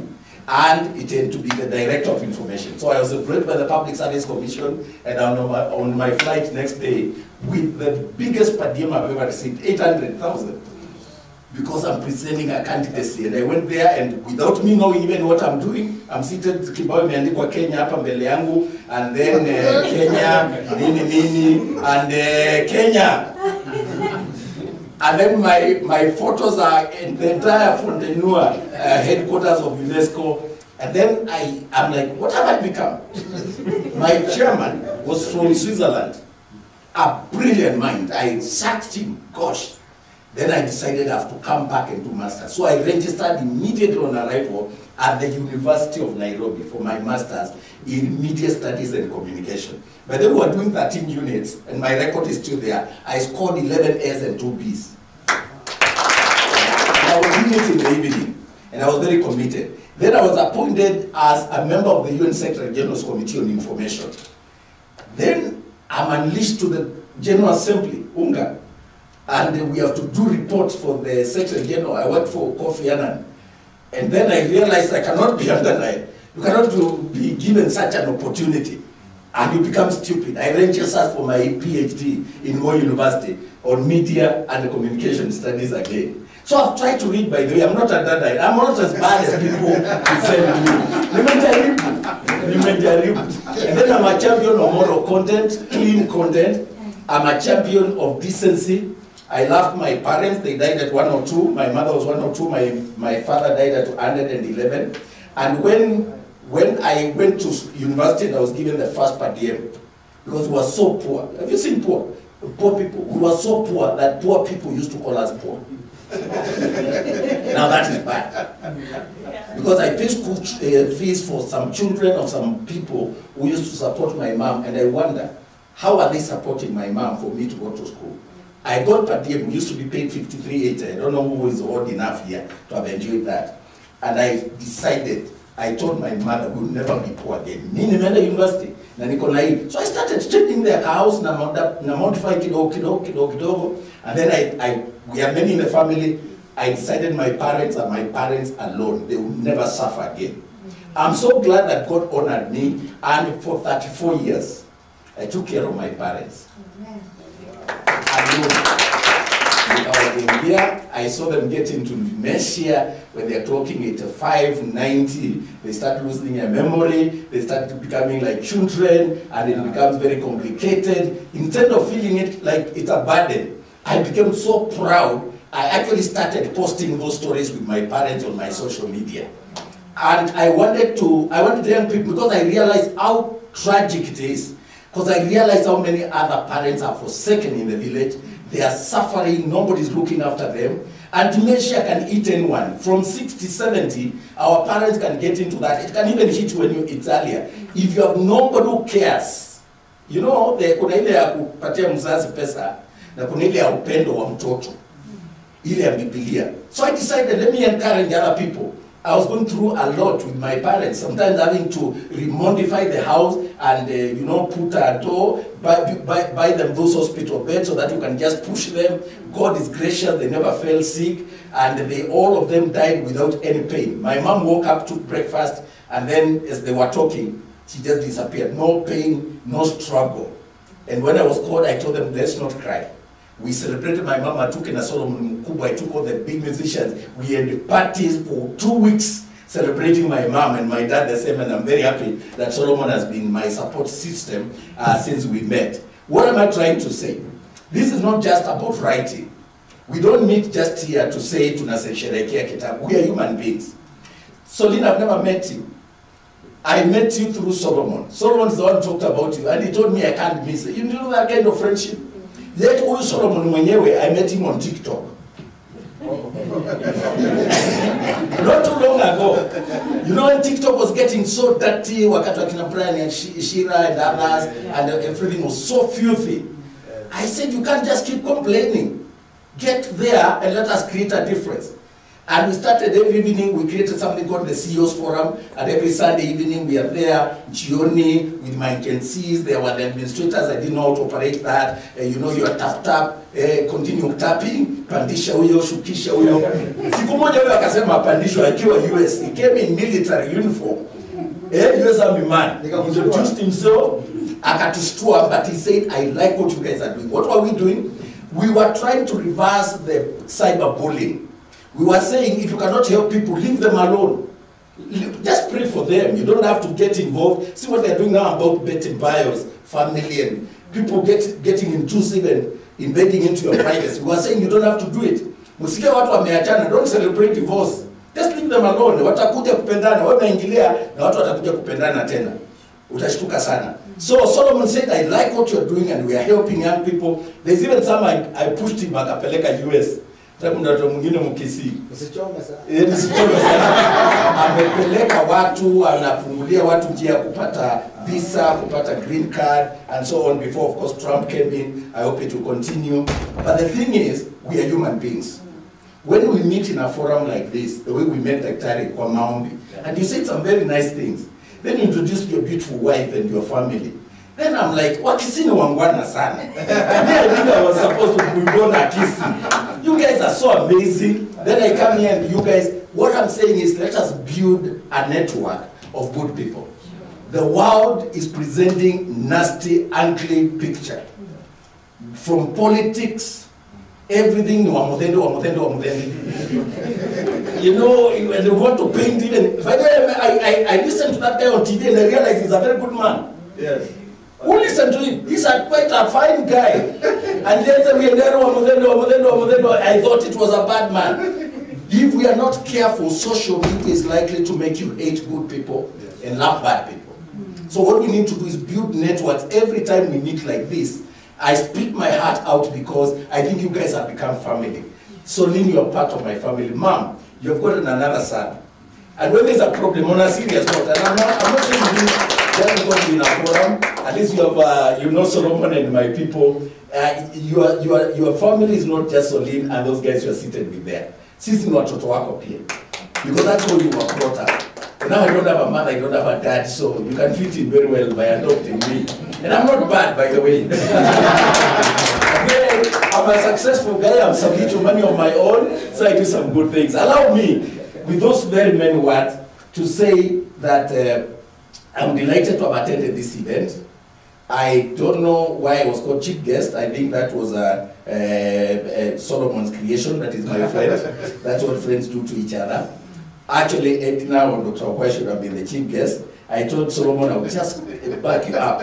And then I came here and I became the chief guest, so I have to behave like one. And therefore, say congratulations, Solim. I'm your support system. Those of you who want mentorship, follow me on social media. Let us connect. Let us make that space a good space. Let us reverse cyberbullying and the feud on social media by posting this. So I'm going to market you on all my social media platforms tonight. I'm going to say how amazing this is, and I'm going to recommend it to Music Copyright Society of Kenya. We have 16,000 members, and I'll see how every one of them can get this copy at the end of the day, so that we promote you, we promote your business, and you write more. Congratulations for writing an amazing book. Keep it up. I'm surprised that it's like a manual, and you are not a finance person, but you made it so simple for us to consume, and so I'm going to encourage other people to buy it and read it. Thank you for inviting me. Thank you for your love. Thank you for coming to this event. And because we have done many events, I didn't know I would stay to the end, so I sent my 10,000 to Solomon, and we'll add another 10 so that that becomes 20 to promote you. We'll buy you because of that. Solomon, ensure that you have lunch with Solim. Are they based in Nairobi? You guys are based in Kisii? Yes. We'll find a way. I come to Kisii once in a while. We'll find a way of connecting. My sister and I will find a way of coming to the event. And I look forward to strengthened bonds of fellowship and friendship. Let us go knowing that we are all created in God's image and likeness. And we are supposed to be the light of the world and the salt of the earth. What is salt? What does salt do? You just don't need much. Just put a little and you'll feel the difference in your food. Light in darkness. And the more the world is becoming dark and hopeless, the more we need voices that speak hope, that inspire people. Get into those social media spaces. Even you, Dr. Ongwai. You don't have to finish your book. Write on Facebook. Me, I'm a writer on Facebook. There's a book called Facebook. Andika vitu zako huko, tuandike huko, vitu mzuri. Sherekea one another, take a photo, post, and say how amazing you, Dr. Ongwai, is. Let us not just celebrate evil people. Let us celebrate good people. Let us be the salt of the world, and the salt of the earth, and the light of the world. God bless you as an ensign. So, while you hear this book now, by Soline Baka, Arise to Financial Greatness. Is there another way of doing it? You have another way of doing it. Can we do it so that if anyone leaves, we'll have finished that job? All right? There's an official way of doing it. Let's connect. Let's do it. Soline, come here. Mom, come. Let us do it in they say in the African way, but this can also be the English way. Yeah, Soline, this is you. Wow. Very good. Mom. Tutakuja Kisii kama mko Nairobi. Mimi ndio mko Nairobi. Yes. Yeah. So now, how do you want us to do it? Let's see. I declare official launch. Sure. Okay. By the powers conferred on me by this meeting and by Solina herself, the author of this great book. It's now my great pleasure and privilege to declare Arise to Financial Greatness by Soline Baka officially launched.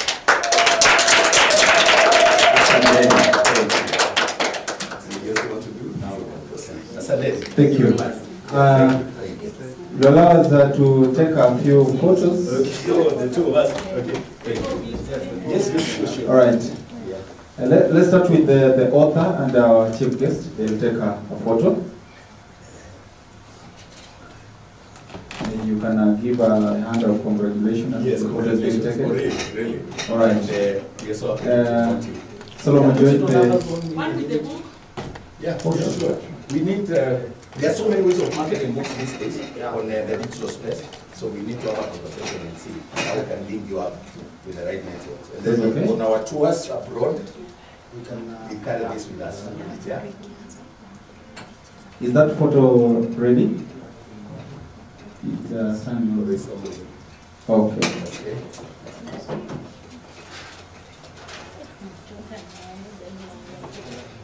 Okay. Solomon, join the photo. Yes, yeah. Edna should have, or is it mom? Yes. Okay, you'll come. Okay. Yes, Edna. And where's the camera? You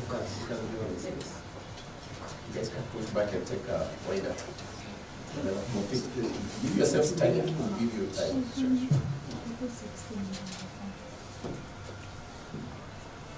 Take the best shot. We are here for this. We are not in a hurry. Okay. Thank you. Anyone else? Okay. Yeah. Oh, yes, yes. Yeah. Thank you, thank you. Now my wife tells me the lady should be on this side. Yeah, diplomatic. Yes. Yes.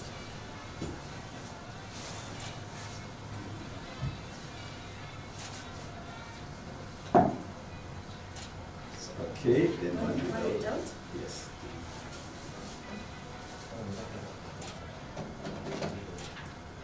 So that's an yes, sir. Thank you. You had one with us? Your camera is this one. Okay. Yeah, just feel free to arrange us the way you want. Okay, now the MC. Oh, the MC. Yeah. Yes. Okay, for you. Yes. Good MC. Very nice. Finally. Yes. The man who made us dance from arrival. Yeah. Yes.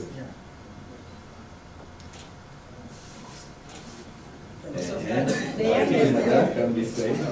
Yes, yes. Okay.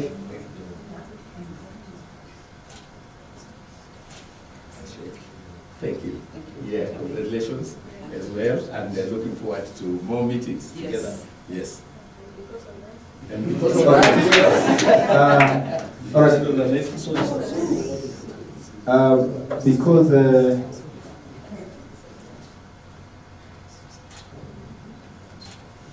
okay. Thank you. Asante sana. Yes.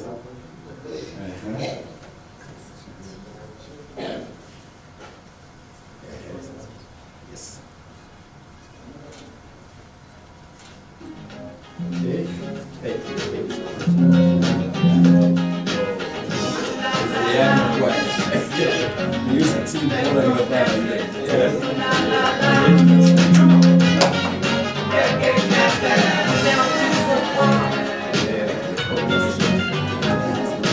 Everything was done.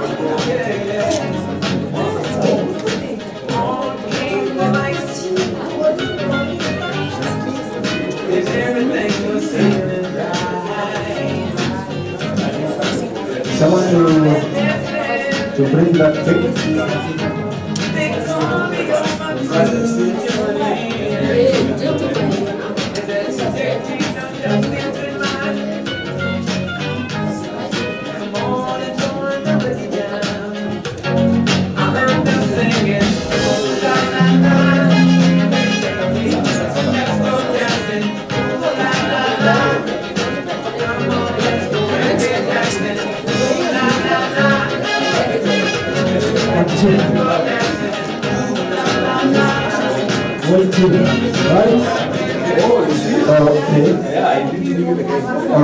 Now I'm going to ask.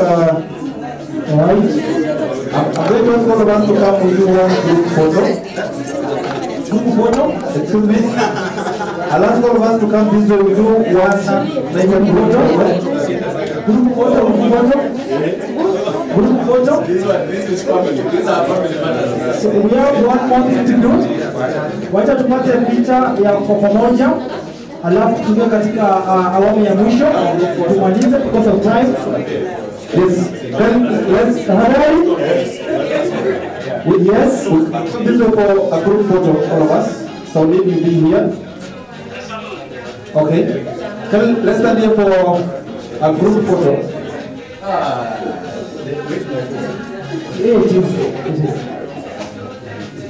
So tupige picha ya mwisho tafadhali kwa pamoja. Alafu tukimaliza tunaingia katika awamu ya mwisho. There's something to do the last bit of it. Because of time. Can all of us let's come for a group photo? Let's come this way for a group photo, all of us. So if you come here in front with our chief guest, all of us let's come here for a group photo. We are doing a group photo kindly, all of us. Almond, we are doing a group photo. We are doing a group photo kindly. Lydia, let's do a group photo. The camera person. Let's do this final one. You are facing this side. While you take a picture, you face this side. So, Vivian, you can make two lines. Actually, so much better I love Solid. The rest can join here so that we put it this way. Okay, person, we can confirm whether that is in order.